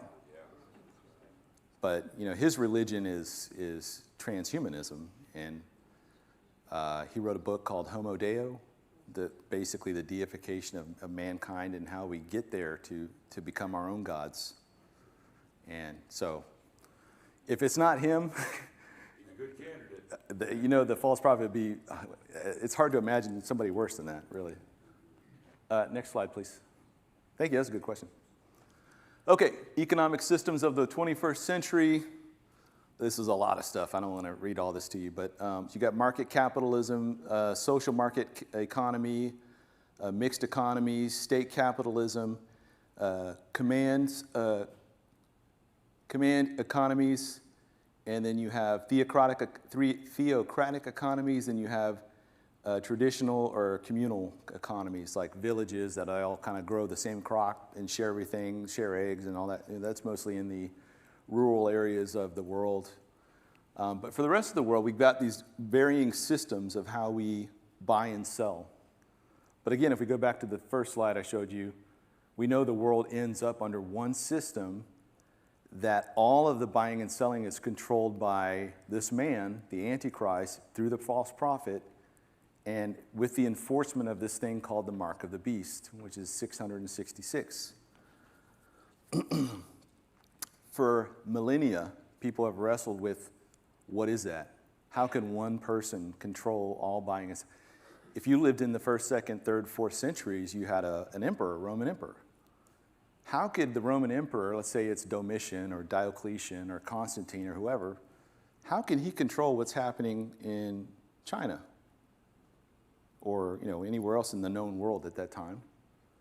So they just could not wrap their minds around how this could be. And every generation following them has wrestled with this idea, which is why most of early church history, going back, say beyond from the 1800s and before, or the 1900s and before, tried, since they couldn't really answer that question, they kind of just dismissed it as allegorical, or they dismissed it as symbolic, or it's, that was all in the 1st century, or that was, to rationalize it in some way. The question we have today is not how it happens, but which way. There are so many different kinds of technologies that this is beginning to merge into. It's not really a question of how, but which way. And where, back, if you remember back in the 1980s when the barcodes came out first, I think it was in the 80s, right? Or was it late 70s? Everybody thought the barcodes was it. If you read the Jack Chick tracks, that's hard to say. Jack Chick tracks, you'd have somebody with a barcodes on their forehead or something, that was just kind of like, you're trying to make sense of the passage, so you look at the nearest technology available to you at the time. I call that tyranny of the present, because you're kind of trapped by what you know at that moment. And then the 90s came around, and we started chipping our dogs, right? So in case Fido gets lost and somebody can find it and scan their ear or wherever, their neck or whatever, the veterinarian can say, oh, this owner is in this state over here. And then microchips became more developed. I have an ID card that has a chip in it. I've had a chip in it for the last 10 years, 15 years. For the military, you stick the ID card in and it scans that chip, and it's just, when I first saw it, I was like, this is going to be in a human one day in some way, shape, or form, this little chip here. And then we've had people, in the last 10, 15 years started chipping their hands, and then they can open the doors to their businesses or buy a soda from their work Coke shop or Coke dispensary thing. Somehow it's tied in with their bank account, their ID. They have everything right there in their hand. So we don't know if it's going to be that. It could be some kind of a quantum dot tattoo, which if you don't know what that is, you can look it up. It's a little bitty thing. It's got little hooks in it, and so when they put it into the skin, the hooks go into the skin, and it releases like nanotechnology into the bloodstream, into the nerve networks. Yeah, with luciferice, which is similar to some of those things that you would. I've not had this done, so did I have it done? I did have an MRI once, so yeah, I think you drink something, and then the machine is able to see that liquid because of the color dye. What's that? A CT scan? Well, that chip does that, except it does with nanotechnology. And that stuff is tiny, tiny, tiny, and it gets all in your blood system and your nervous system and stuff. And so somehow it's able to connect with your brain. And whether you get a Neuralink chip through the skull, or you go with Synchron, which is the competitors, they go through the vein, and they up through the vein, it goes up into the bloodstream, up into whatever the vein is that goes and puts blood into the brain. They put the chip up that way. Less invasive, I guess. But I saw an ad today on the flight here. This girl who was paralyzed, she was with a symphony, and she was playing piano with her eyes on a keyboard. She was looking at the keyboard and looking at the keys and doing this, and it was playing it.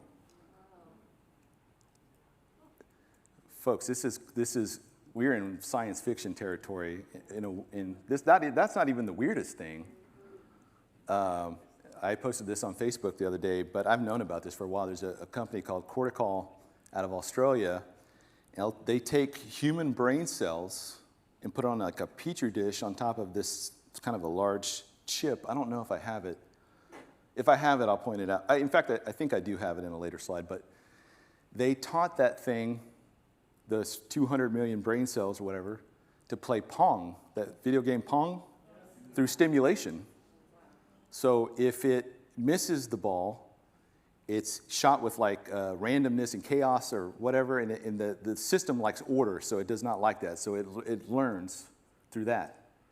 And when they hit the ball right, then that's taken away, and it's back to peace, normal, da-da-da.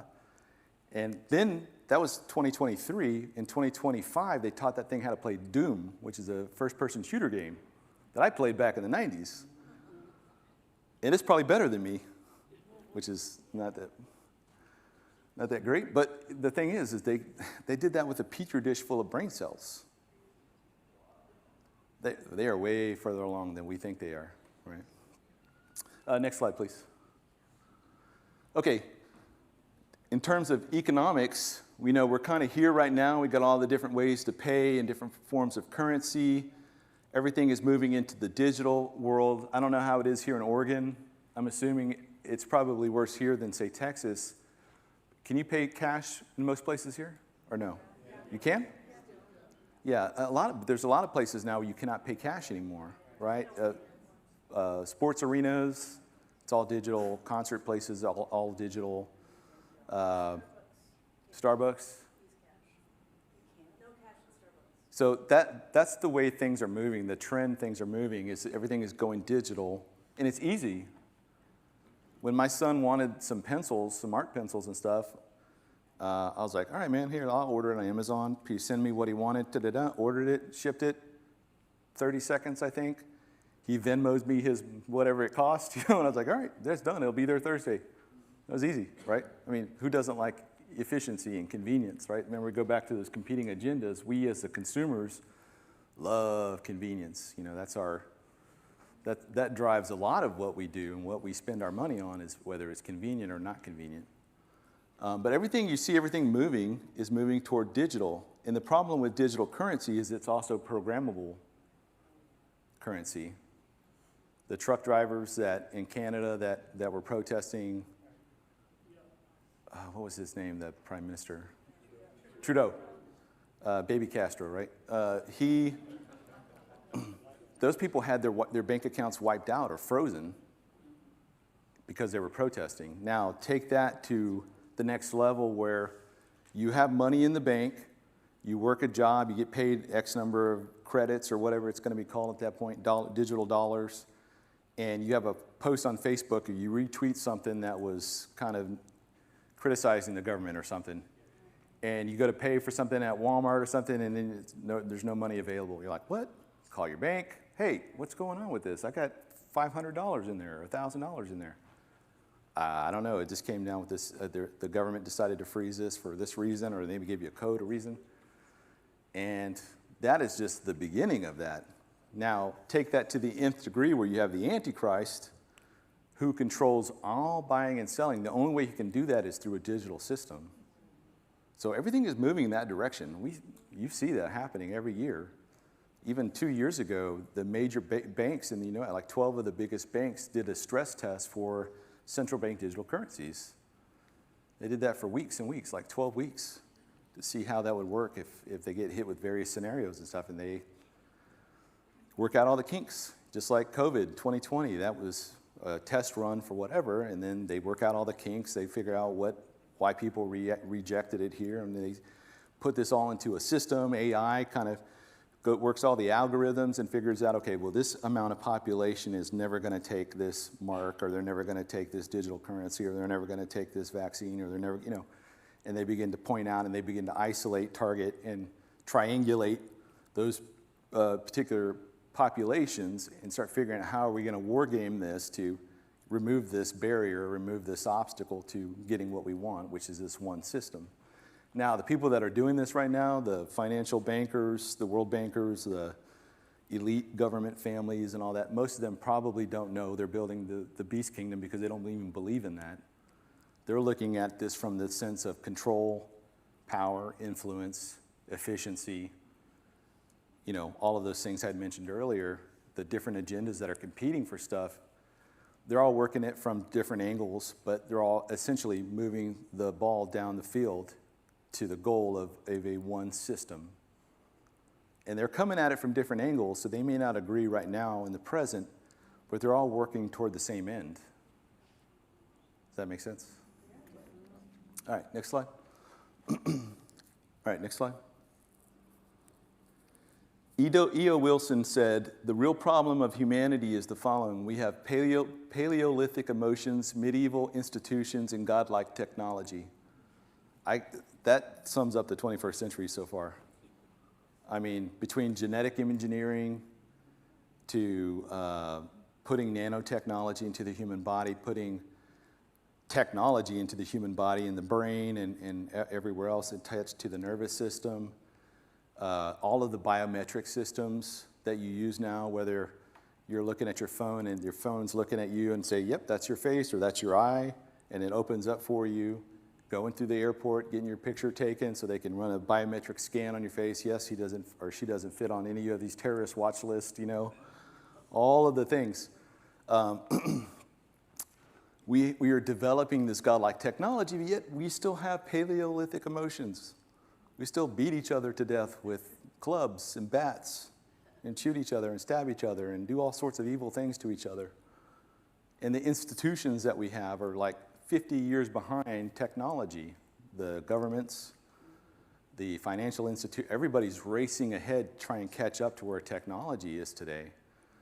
And, that to me is not a good formula for what's coming. Next slide, please.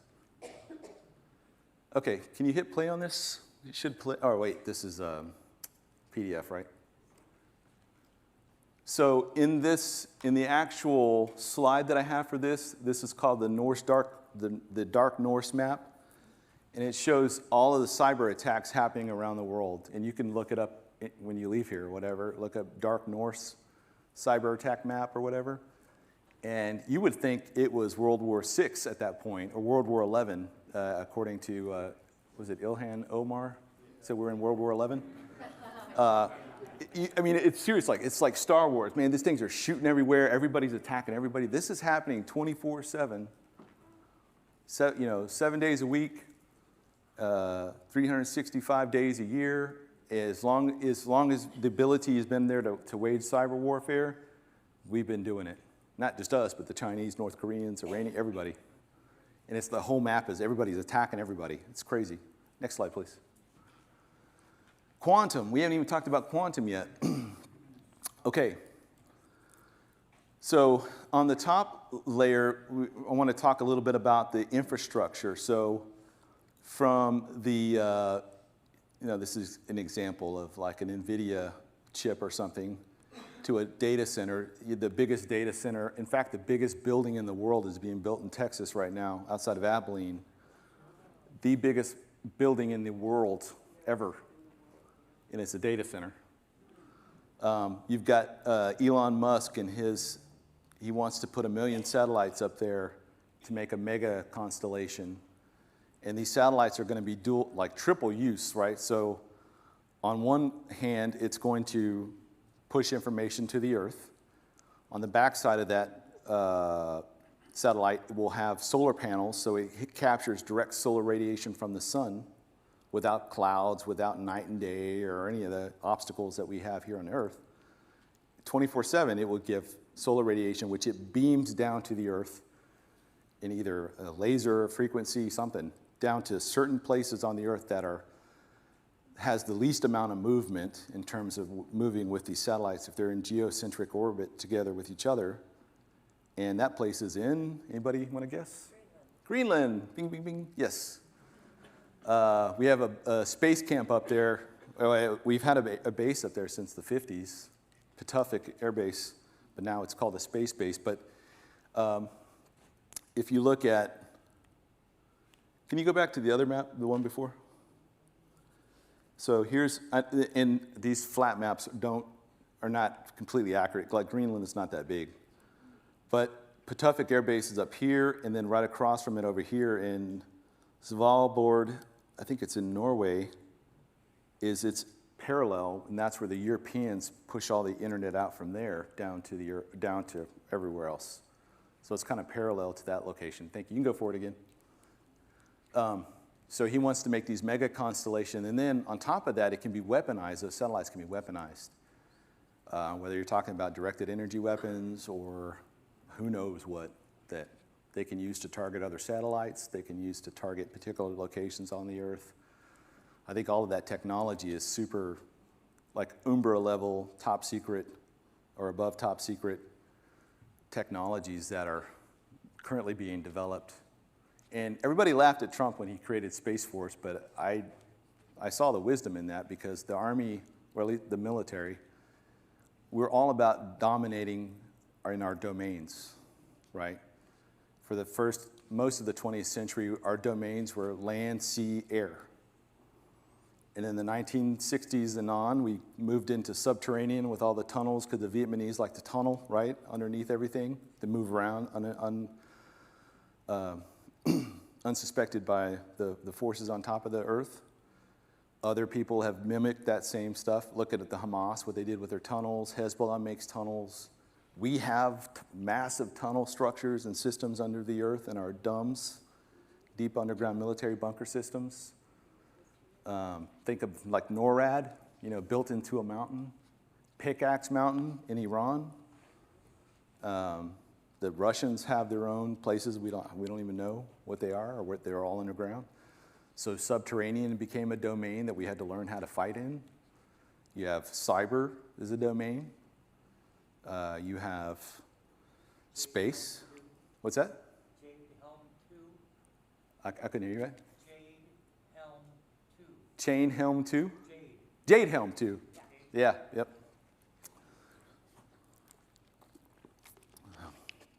That was in the teens, right? To 20 teens? That was Jade Helm? shut off a bunch of Walmarts in various different states Mm-hmm. and gave no reason and let everyone go from the brand new greeter to the head of the whole operation. And numerous, about a dozen of them. Never gave a reason why, and used those buildings for something. But they did experimentation, and it was about the automation of AI making decisions, kind of like the movie Terminator, Mm-hmm. using AI and letting it make its decisions in war decisions. They played a war game. Well, that's what J2 Helm was. Yeah. But it was using quantum AI at the beginning. Oh, yeah.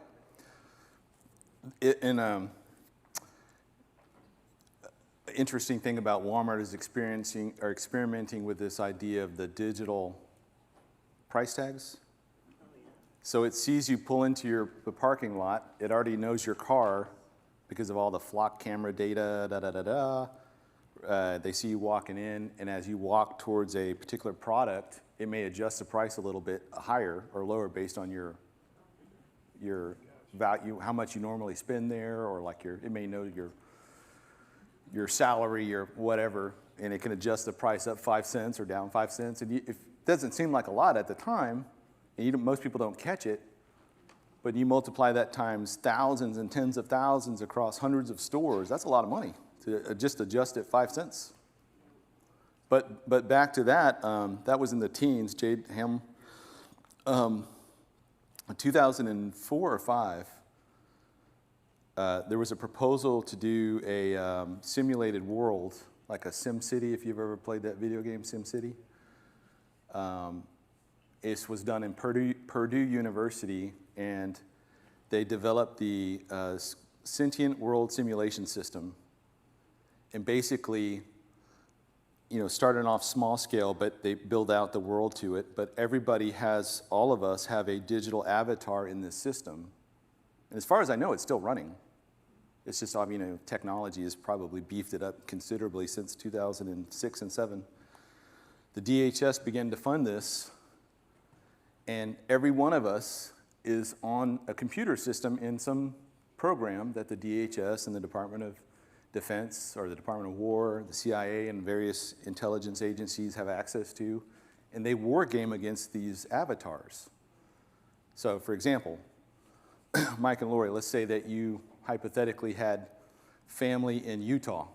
So every year for Thanksgiving and for Christmas, you go down to Utah to see mom and dad, or you go down to see kids, or you go down to see aunts and uncles, but they're able to track you from the Ring camera, from your Alexa to the Ring camera, to your cell phones, to the GPS in your car, to flock cameras, all the surveillance systems, financial transactions, pulling money out of ATMs in particular places along the way,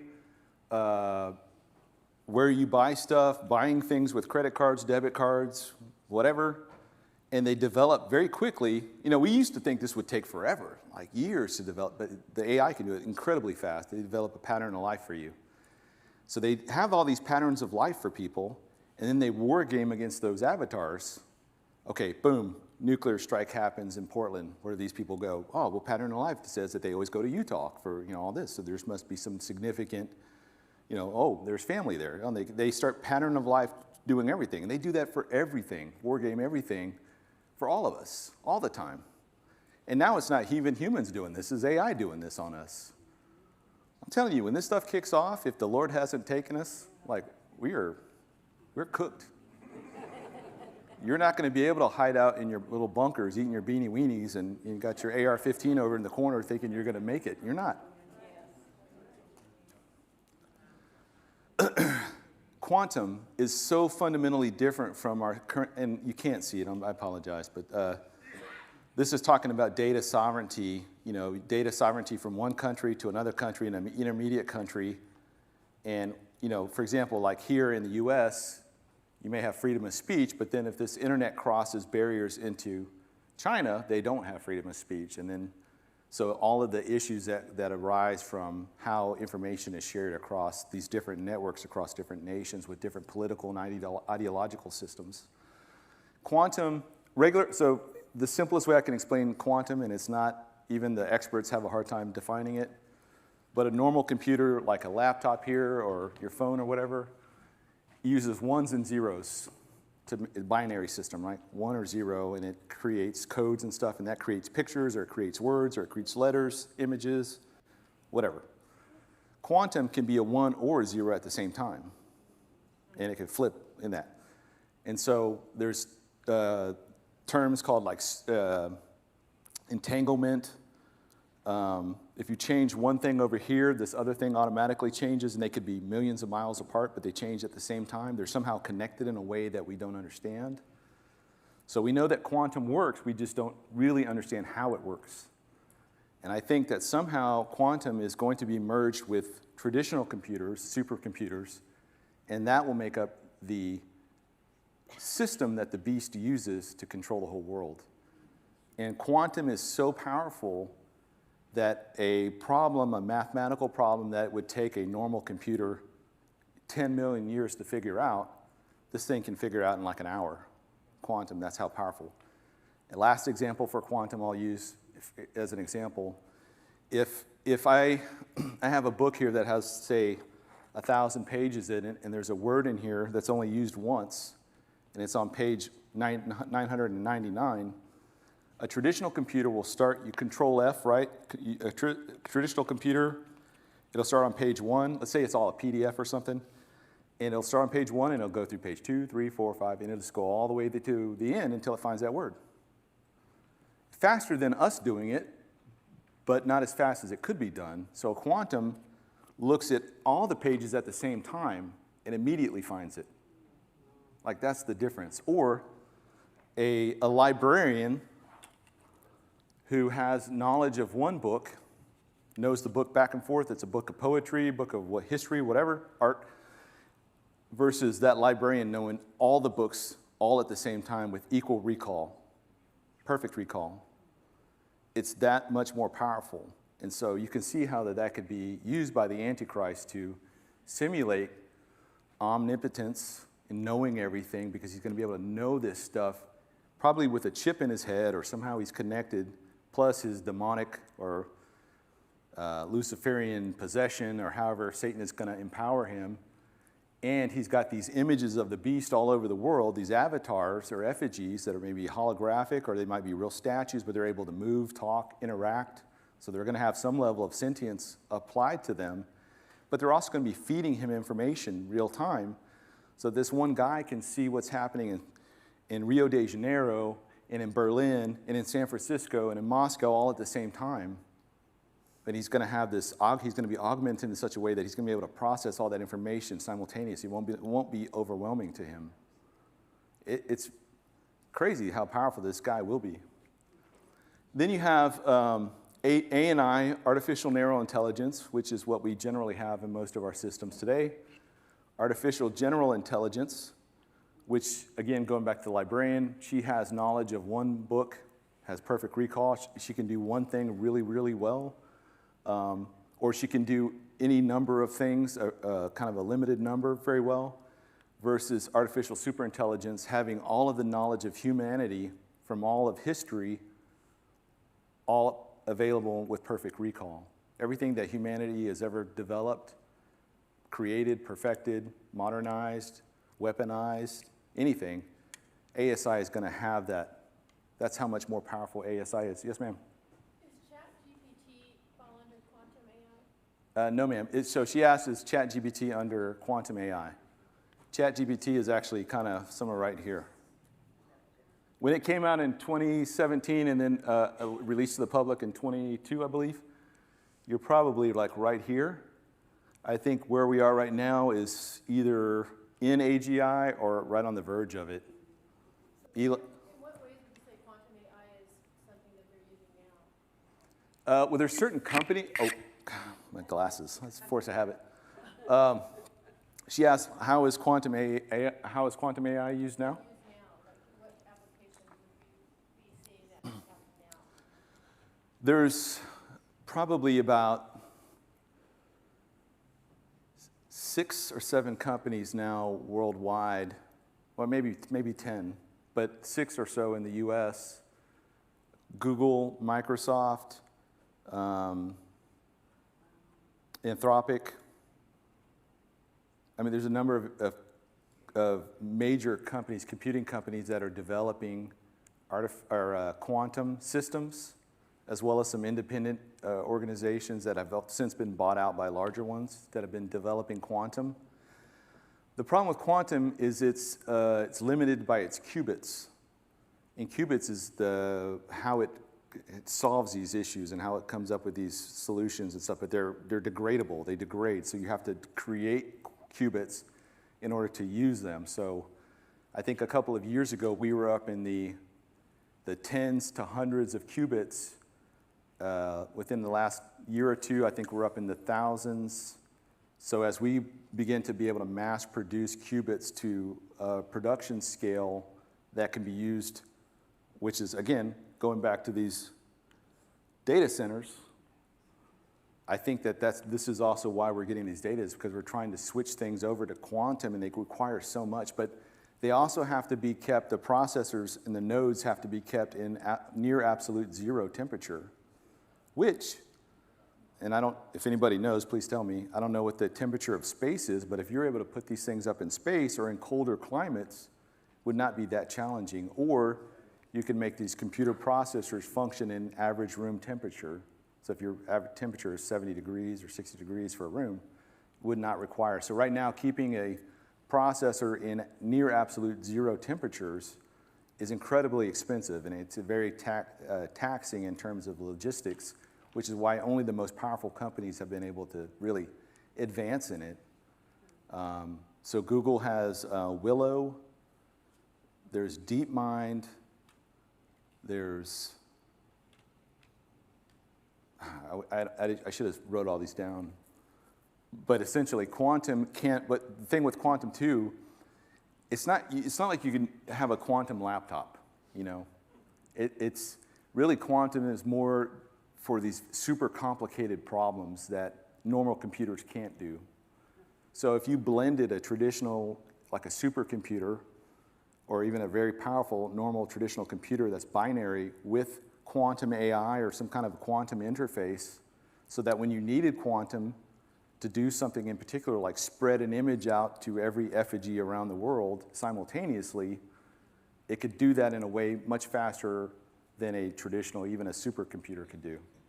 So it will be a blending of those two. So the traditional normal computers, binaries, will be used for normal functioning of normal processes, normal governance of systems and things like that. But the AI will be used, the quantum AI will be used to do the powerful things that we're very limited to right now. So right now we're kind of a technology, smartphones, right? So before smartphones, we had beepers. You know, I remember the beepers. I had a beeper. I thought it was pretty cool. And then you get a flip phone, or no, a Nokia phone, and then you got like a little flip phone, and then you get smartphones, and boom, it's just like you're up here now. It's just like a vertical launching of technology, because now the interface is all different. It's way more, you can do so much more with a smartphone. But then after a while, smartphones kind of plateau, and we just get the same phone, but we get like upgraded versions. And now we're on iPhone 17, I think. So it kind of plateaus, but I think what will happen is somehow quantum, maybe if they can put it into the systems that we currently use, I mean, you would have another launching point from there. But That's like why apps are so much different than the phones you use, right? Because quantum could exist on a computer in one location, but feed information, the outputs through the phone or the app that you're using. So you can use the same technology, but have quantum like running the processes without giving you all of the data. that's a good point too. It could be running behind the scenes, powering everything to another level that we don't have capabilities to do right now. And I'm by no means a quantum expert, but the big difference between, say, quantum and AI, right now they're selling us everything. The hype is for AI getting to artificial superintelligence, which when you get to that point, I don't know if, and there's different definitions for singularity, but that's kind of around the time they would say you've reached singularity.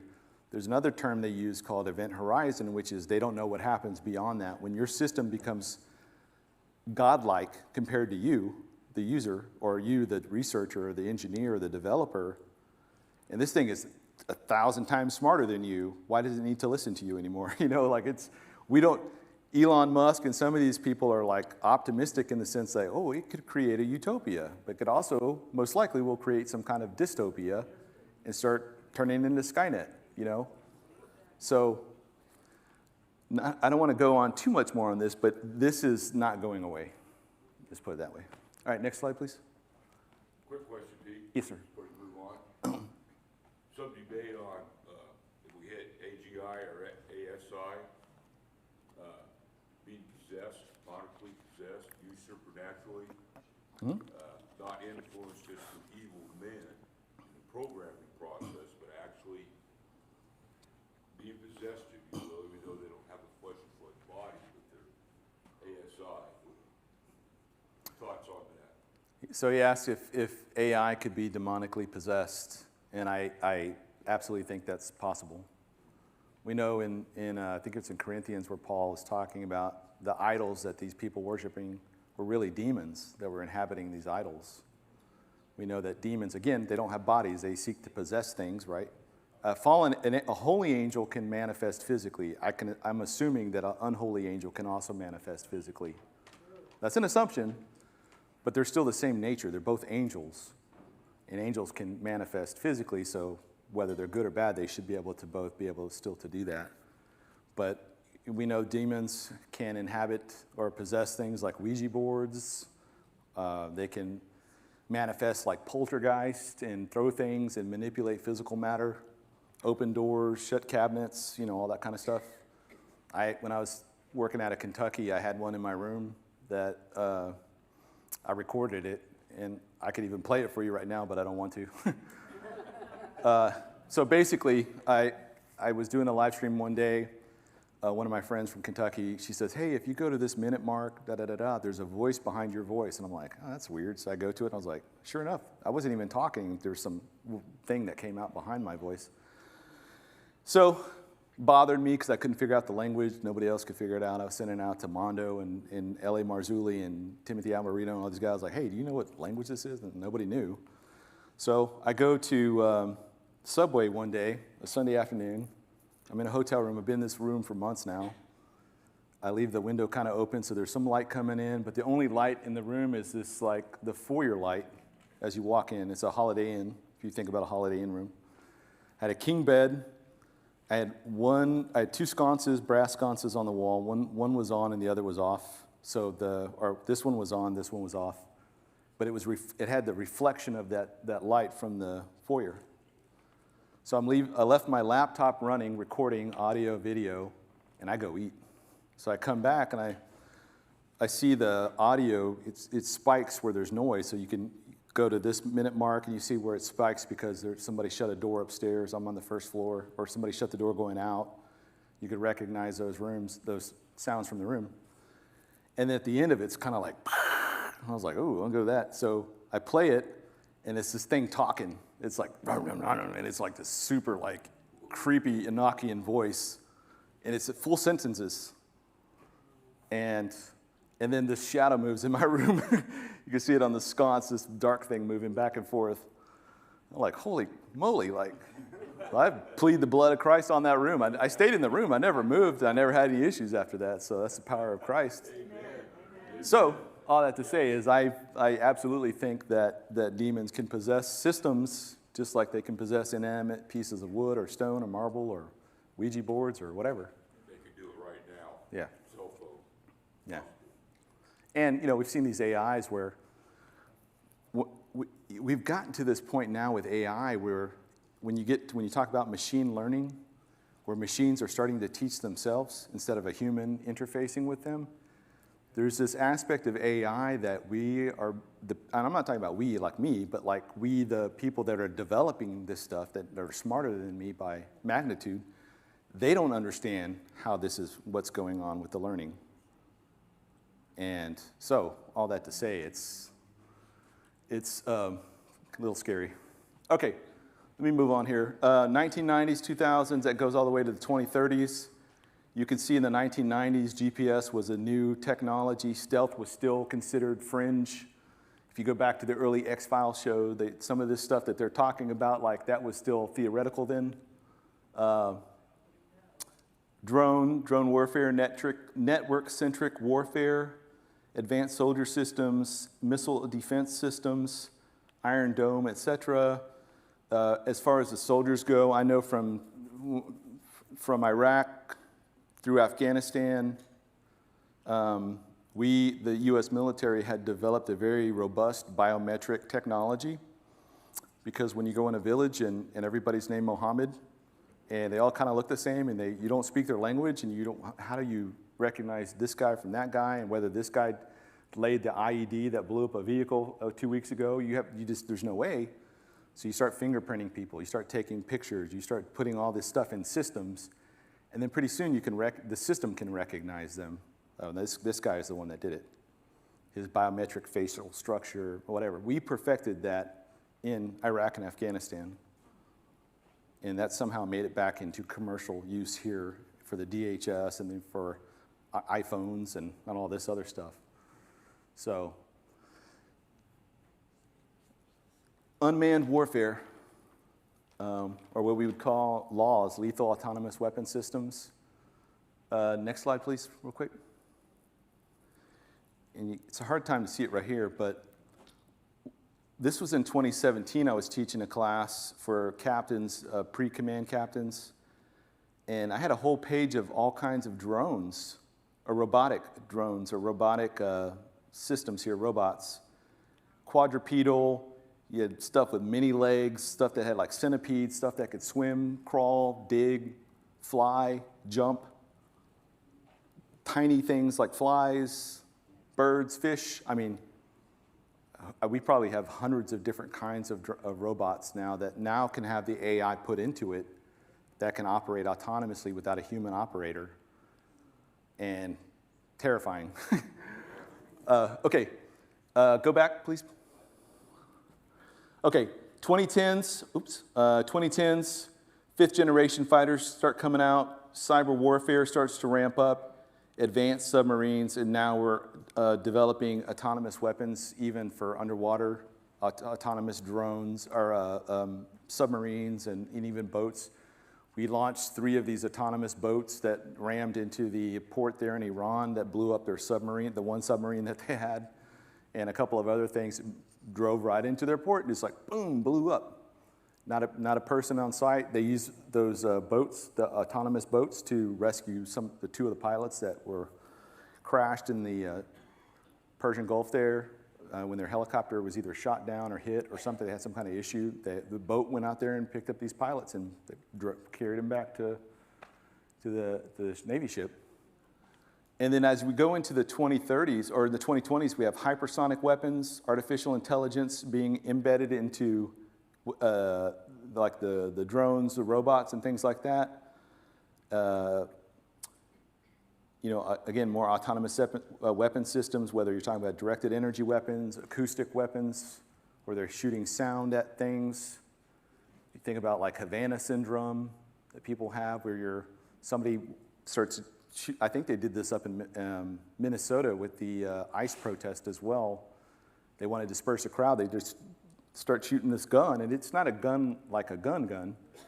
It's just like a microwave stuff, like pointing at people. You can't see it, and then all of a sudden, this whole crowd of people are starting to feel like nauseous, and they can't stop, and everybody starts throwing up, and it's just like chain reaction. It's like crowd disbursement, non-lethal crowd disbursement.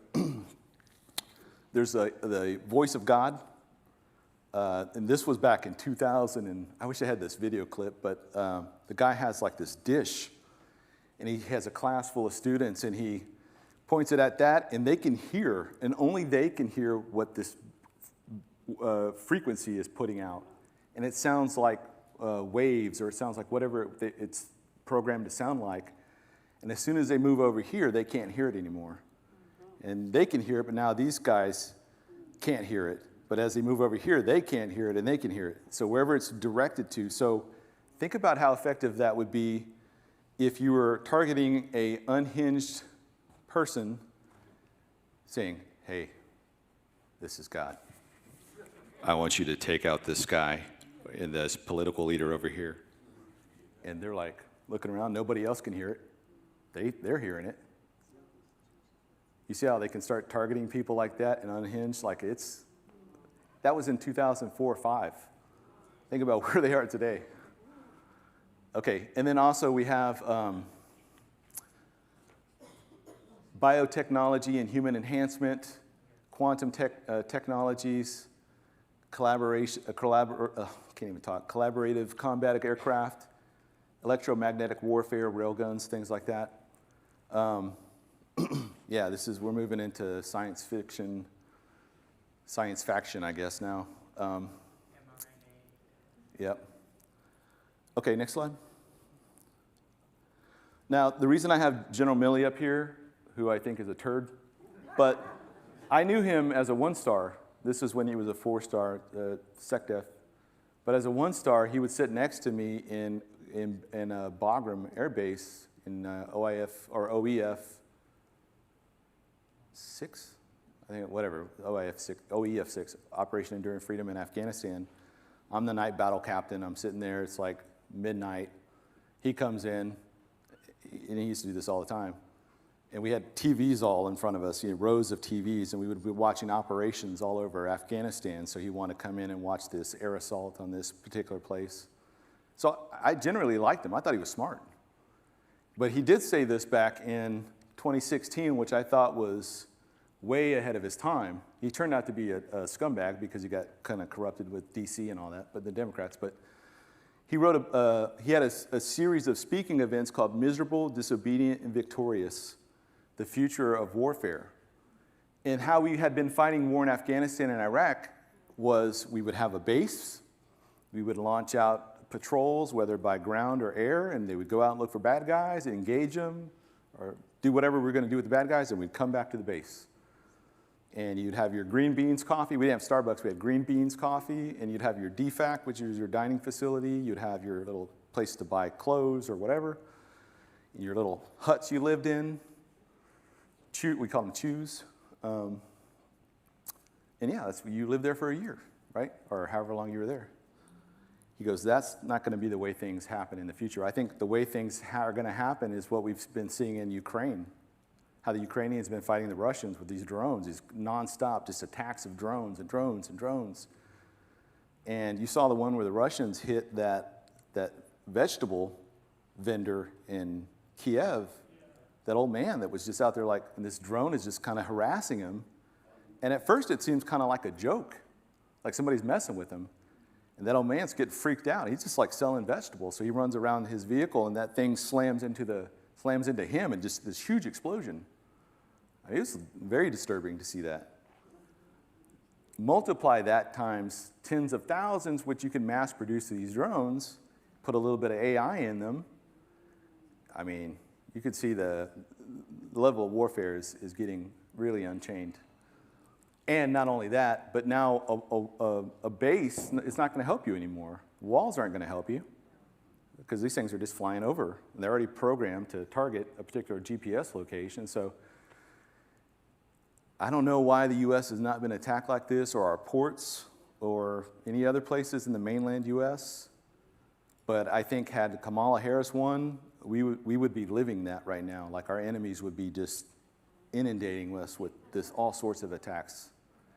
Not because she's a Democrat, but because their policy was open borders, and we were letting in people that they weren't Mexicans, they weren't even from Central America or South America, they're from the Middle East. They're from China. They're from all these places that are infiltrating the U.S. And they're networking with the cartels. They're networking with these criminal groups and these terrorist groups and these freedom fighters and these people, that everybody that's got a beef against the United States. And before we would be living, seriously, like we would not be, the U.S. would not be like it is today. Next slide, please. Okay, next slide. I'm sorry, I'm so long-winded. It's 8:13. I was only going to go an hour and a half. You guys want me to finish or to go? Okay, I'm going to speed it up a little bit. This was a Technate map back in the 1940s. I know Brandon Holthouse and Billy Crone, I think Billy Crone is the one who's kind of revived interest in this, but you can see how it goes from Greenland all the way down to Venezuela. So right now, we've taken out Venezuela. They're basically a proxy state to the United States. Colombia, they had an election. Their leader now is kind of pro-US. Cuba is literally on the verge of collapse like any day now. Right now, Mexico, Pete Hegseth is now reviving the war against all the different cartels. There's dozens of cartel factions down there. They're all fighting each other. When we took out El Mencho several months ago, it opens up this kind of a free-for-all. Everybody's fighting to be the top dog now. And so now there's a lot of infighting, civil war. Now they're all vying for that position. So they're killing each other. So doing basically what we want them to do. But now they're going to start systematically taking these groups out, so they're no longer problematic for the United States. And I know Trump has joked a lot about making Canada the 51st state, but I don't think he's joking. I think somehow, some way, that they will somehow be brought under our umbrella in a more significant way than they have been. Mark Carney is their current premier. He is a globalist through and through, came out of the banks of London, tied up in the financial world that way, and he's kind of linked arms with China, but I don't see him being there that long or being that significant. And I think we will get Greenland, probably through some kind of renewed contract via NATO. Oh, you want the U.S. to still want to be in NATO? Okay, well, give us Greenland then. And Trump's just going to keep driving. He's not going to let that go. Next slide. The United Combatant Commands. This is from the U.S. military. We divide the world up into 7 six combatant commands. Northcom, Southcom, U.S. Indo-PACOM, AFRICOM, CENTCOM, EUCOM, and I think that's Indo-PACOM, yeah. So we divide the world up in these commands, and each command has each units are aligned with each, the 101st, 82nd, 1st Armored Divisions, et cetera, line up with certain commands. They're geared to fight in those kinds of commands. Like if you're a heavy armored division, you're not really going to be fighting in places where you can't put tanks and things like that, because you're not fighting in your native, it's like asking a lion, which is terrifying, to fight a polar bear in the Antarctic. Like, it's not built to fight in that kind of environment. It's not to his advantage, so they're going to play to our strengths. But that's how we've divided the world up for many, many decades now. And you can see that this is part of the thinking of the world, from the Technate map to that one, to the Club of Rome, to the United Nations. They've got all these ways we're shaping the world into how we think it should fit. Next slide. Now, part of Trump's plan is the AI stack. He knows the dollar is collapsing. He wants to create something that keeps the U.S. at the top of the geopolitical food chain. The AI stack is the hardware, specialized chips, infrastructure, which are all the data centers, the AI systems, the varying AI systems we want to dominate here, and then the software, all the digital ecosystems, all feed in through the systems that we create, and we control those. So even if the dollar collapses, everybody still has to go through the United States to be able to use AI and the internet and everything going forward. Next slide. He also believes in the Mare Nostrum, which is a Latin term for our sea, which the Romans did not look at the Mediterranean as a barrier. They looked at it as an open road to wherever they wanted to go. So they called it our sea. He looks at high ground strategy, dominating the cislunar space, so the space between the Earth and the moon. We want to own that, and we also want to own the moon. Control access, not just territories, choke points versus hotspots, domain domination, land, sea, air, cyberspace and AI, and then relevance equals survival. When a nation loses relevance, they no longer tend to be around. They don't tend to be around much longer. Next slide. Well, in the pre-PDF stage, I would have forwarded it. So, but you would see that this behind this actual image here was the golden dome that Trump's talking about. So the AI data centers could also feed into the defense networks that protect mainland U.S. and Alaska from over the North Pole launches of missiles, hypersonic missiles from, say, Russia. So the Golden Dome would be very similar to what the Iron Dome is for Israel, shooting down these things, but shooting them down as they're launching off their launching pad, not as they're up into the sky. They would have enough, the ability to forecast these things as they're taking off and leaving the space, the sky over, say, Russia. Let's say it's launching out of Siberia, Russia, over the North Pole to come over. Even before it leaves the airspace of Russia, it's already been shot down by these satellites. You can see those things launching and shoot it down, but that's all tied in with this Golden Dome network that he wants to create, which Greenland is key to that. Next slide. Okay, real quick. We know we're heavily invested here in the Strait of Hormuz. Now, you're seeing this real quick. Next slide. Okay, let me just stick to this. This is going to sum up everything here.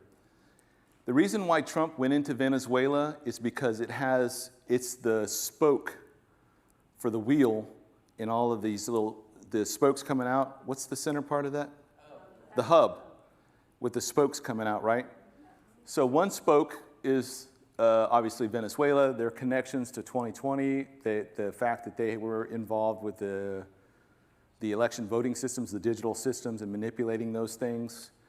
The cartels, the Venezuelans basically kind of led the cartels in terms of being the legitimacy that gave them funding or helped them with funding, helped them with manpower, helped them with sanctuary, helped them with whatever. Cuba also tied in with Russia and China. Venezuela tied in with Russia and China, so they're allowing Russia and China to have footprints in the Western Hemisphere. And then the Chinese were trying to control the Panama Canal. Obviously, that would be problematic if we went to war against China because they could just close down or destroy the Panama Canal. And now we would have to sail all the way around the tip of South America. And then obviously Greenland and Canada obviously being above us, our northern neighbors, and being able to control that, because as the earth does get warmer, and it is getting warmer, not from cow farts or from your SUV, but just the earth is cyclical. It goes through cycles and has for the last, we've had ice ages in the past, and things have thawed out. Things have gotten hot, and then it freezes again. But as it thaws out, that's going to open up all those northern routes through there, the Gaiac, what do they call it, the Guyok Pass, the Greenland, United Kingdom, Iceland, something, or UK. Greenland, Iceland, UK. That pass up there that goes, as that begins to thaw and the ice and the glaciers and icebergs go away, that will be another viable trade route. And then the U.S. wants to control that. And he's thinking like 10, 15, 20 years down the road. We talked about the AI stack. That's going to be the new dollar. And then for the Eastern Hemisphere, he had to take out Iran because without Iran, you can't have the Abraham Accords. And he wants the Abraham Accords as his masterpiece of doing something that no other president has been able to do, which is achieve peace in the Middle East.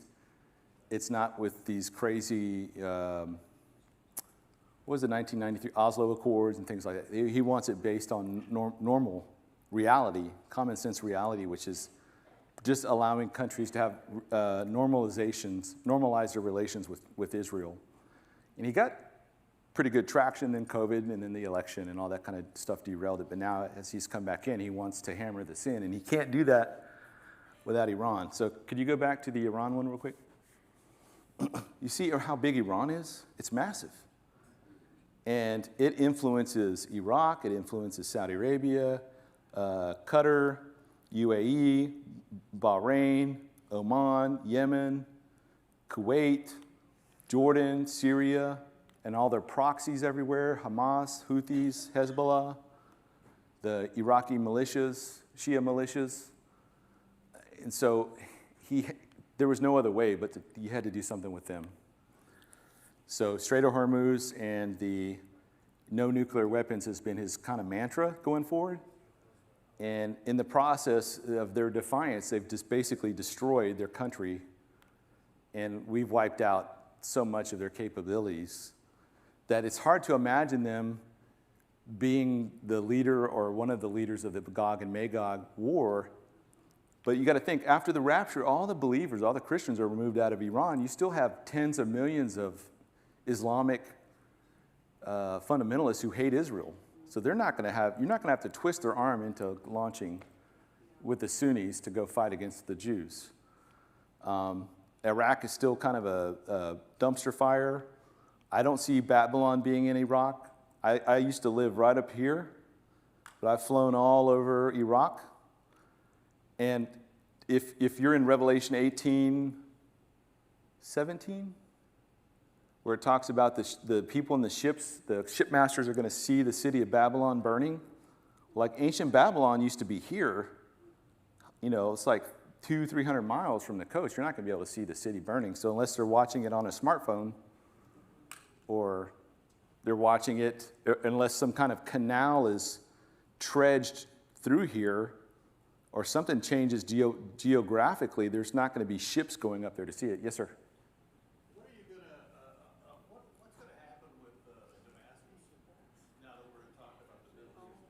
All right, he asked what's going to happen to Damascus. Well, we know Isaiah 17 says that it's going to be destroyed in one night. Damascus may be it may be the trigger for Gog Magog. So let's just play this hypothetically. Damascus gets attacked, or al-Jilani, who's running Damascus, and all of his leadership, they're all out of Turkey. They're all Turks. They did this coup d'etat against Bashar al-Assad. And now they run the country, but they're still not. I mean, he used to be ISIS. I mean, so he's not an honest broker to begin with, and none of those leaders are. They're all terrorists. I imagine that at some point they're going to do something to trigger the Israelis into launching some type of massive attack on Damascus. And we know that I don't have a blow up of Damascus, but you don't have the Druze or the Kurds or the Christians necessarily in the city limits. I think they've all been kind of pushed out, or they fled because of all the beheadings and crazy stuff. And I'm also of the belief that during Gulf War, in the Gulf War, or in between the Gulf War and OIF-1, when we went in 2003, Saddam Hussein, whatever nuclear, biological, chemical stuff, he moved that to Damascus, and they've stored it underground. And that's why when we went into Iraq, we couldn't find anything. We could find traces of stuff, but there was no smoking gun evidence. And so it seemed like a big facade that we just went in there for nothing. But I do believe back in the 90s, Saddam, who was what was his political part? He was a Ba'athist. Bashar Assad was Ba'athist as well. His father was Ba'athist. So they're all the same link politically. And they had those connections even though they were not the same ethnically or even religiously, because I think Bashar Assad was Shia or something. But politically, they were eye to eye. So I think somehow Saddam Hussein moved some of that stuff, and it could be stored underneath Damascus and all the tunnels that they dig. So if one strategic bomb, you remember when the Israelis, the IDF bombed Beirut and they took out Nasrallah? They had essentially like a GBU type of bomb that it drops to the earth and then it penetrates the earth by tens of meters into the ground and then detonates. You look at that giant hole that was left there. I mean, I think they dropped 2 or 3 on there because they knew he was going to be there watching Netanyahu give a speech at the UN. That was his command center. So they just bombed that thing. I think they dropped 2 or 3 bombs in it. It was massive. But if they were to do that in Damascus, and there was stuff stored under there that was chemical, biological, whatever, that could render that city unlivable almost instantaneously. It could kill everybody. A few years ago, in fact, there was a bomb there was something that happened at one of their fertilizer plants in Lebanon, and it was the largest non-nuclear explosion that we've seen in decades. I mean, you can go back and see that video. It is massive. Something like that were to happen in Damascus, that could be the trigger, because now those guys were all Turks. They were all part of Tayyip Erdogan's plan to take over all of the Middle East and create his new neo-Ottoman caliphate. If he gets all his guys are killed there from some preemptive attack by the Israelis, would there not be a cause du jour for this guy to want to launch this massive invasion and finally wipe Israel off the map? I would think that's a good reason why he would do that. Okay, right now, Kazakhstan, UAE, I think Morocco, Sudan, which I don't really care because you can't trust anything they do anyways, are part of the Abraham Accords. The goal is to get Saudi Arabia on board with the Abraham Accords. And if Trump can get that done, then the rest of the Gulf kingdoms will fall in line very quickly. But of course, they're getting bombed by Yemen right now. And even when I was there in 2017, the Houthis were launching missiles into Riyadh and other places in Saudi Arabia. So they've been a thorn in the Saudi side for a very long time, and they're done. They hate them. They would probably nuke them if they had the ability to. Next slide, please. Next slide. Okay, Okay, you can turn the volume up. This is from the U.S. Army. This is a recruiting video.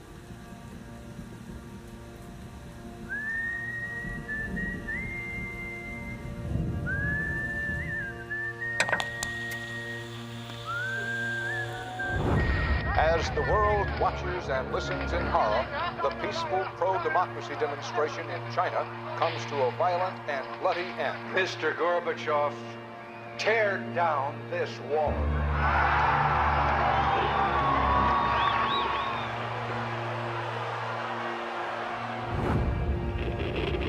Wolves hiding nearby, whispering do or die around me.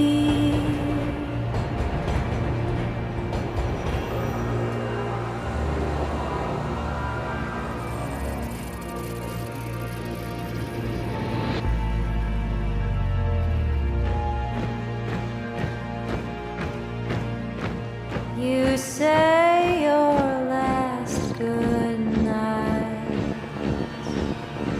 while I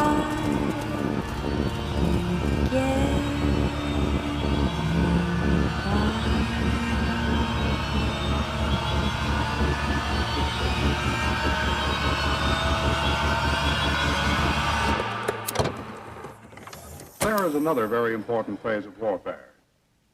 It has as its target not the body, but the mind of the enemy. The target of psychological warfare is against the enemy's mind. It is words and ideas. The ammunition used by Psy-War.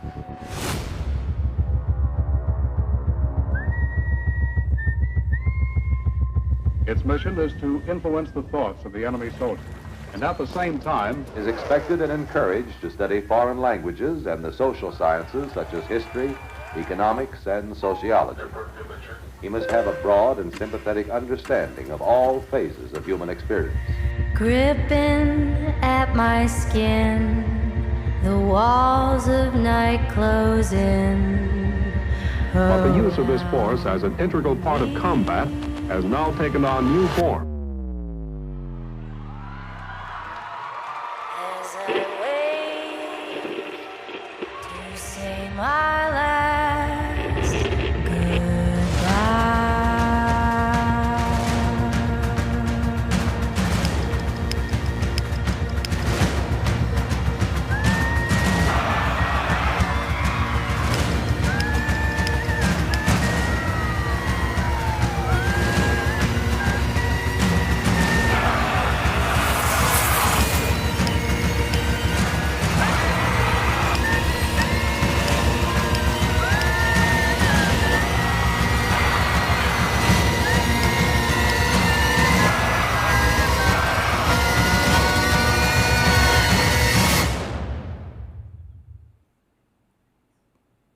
These are the Psy-War soldiers.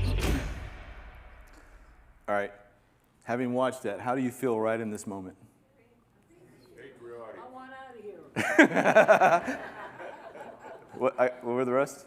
Patriotic. Patriotic? Stressed. Stressed? Scary. Scary? Anybody over here?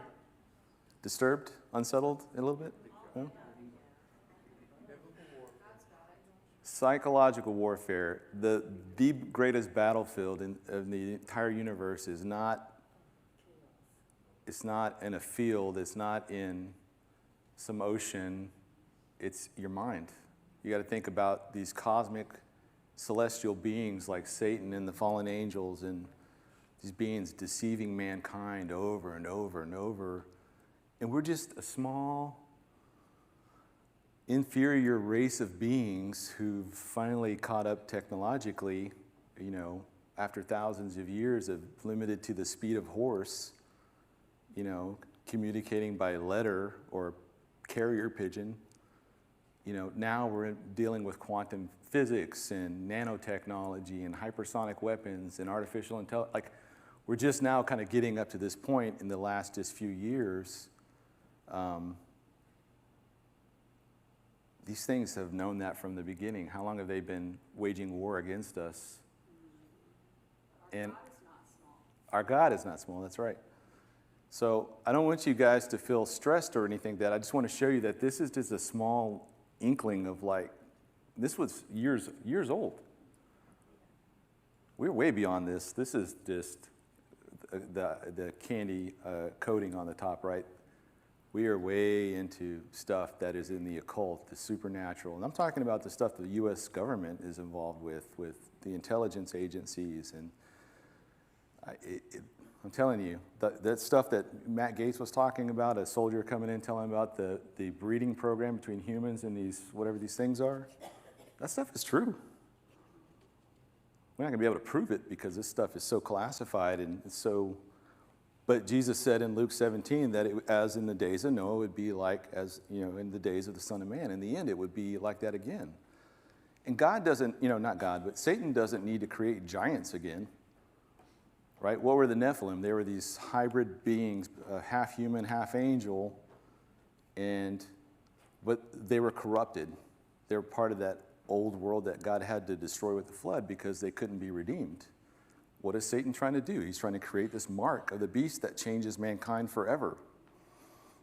And you become unredeemable. Whatever that looks like. I don't know if it's genetic or purely technological, but the point is that this warfare has been going on for a very long time, and it's now coming to a culmination point now in our day and age. And Just like you said, our God is bigger than all that. Our God is the most fearsome, terrifying being in the entire known reality, known and unknown. The devils tremble at his name. They flee at his name. Our God is a fearsome and powerful God who loves us and now has incorporated us as family, as being born again. So as troubling as the world is at times to watch, and you hear about horrible things that happen in the news all the time, just remember, our God is bigger than all that. He's seen all this. He declares, as it says in Isaiah 46, 9 and 10, he's declared the end from the beginning. He's seen it all. There's nothing that God has not seen yet. I love this example for my kids, and you can use it for your own kids, but like if you've ever gone to a parade, let's say you're on the side of the road and you're just kind of packed in there with people both left and right, and you're only watching what's going in front of you as it passes you. God is like the guy in the helicopter 1,000 feet above the city that's seeing the end and the beginning at the same time and everything in between. You know, there's nothing hidden from him. So I think that's it for me. Was that the last slide? Oh, is there a lot more? You guys have had enough. I won't belabor you anymore. All right, I'm going to make sure that, Mike, I don't know who I would get the PDF to, but we'll get it to somebody here, or I'll post it onto my website at rev310.substack.com. I think that's what it is. And last thing, the reason I moved to Substack, aside from other reasons, you don't have to read the articles. It'll read it to you. So if you're driving, you can just hit play audio, and it'll read the article. My old stuff never did that, so you had to sit down there and actually read it, which murdered your eyes, I know, for many people. So anyways, thank you guys for tonight. Loved sharing this stuff with you. Thank you, Dave. Can they donate right to your website? Yeah, I think there's I don't have the link off the top of my head. I'm just going to go to your site and find it, though. Yeah, there'd be like I think a donate thing at the top over there. What do you think? Wow. All right. We usually don't do this, but we're going to do it tonight. If you guys want to support Pete's ministry, you can go to his website and support it through that, or you can do it here at RCF, and we will make sure he gets the money. Okay? And we're going to pray for him right now. Father God, we just thank you for your servant's heart that you have given Pete, Father, that you would just continue to keep him healthy and his family, Lord, as he does your work, Father, that you would just be with him and guide him and just continue to strengthen him, Father, and bind the enemy from the attacks that he does to him, Father, because he is the man on the wall, Father, the watcher, like we all supposed to be, Father. And we thank you for your word and what you show us, Lord, that we're to be ready, and that's what this is all about, Father, to be ready for you. So again, we just thank you for Pete and his willingness to serve in this way, Father. So we ask this in Jesus' name. Amen. Thank you, guys.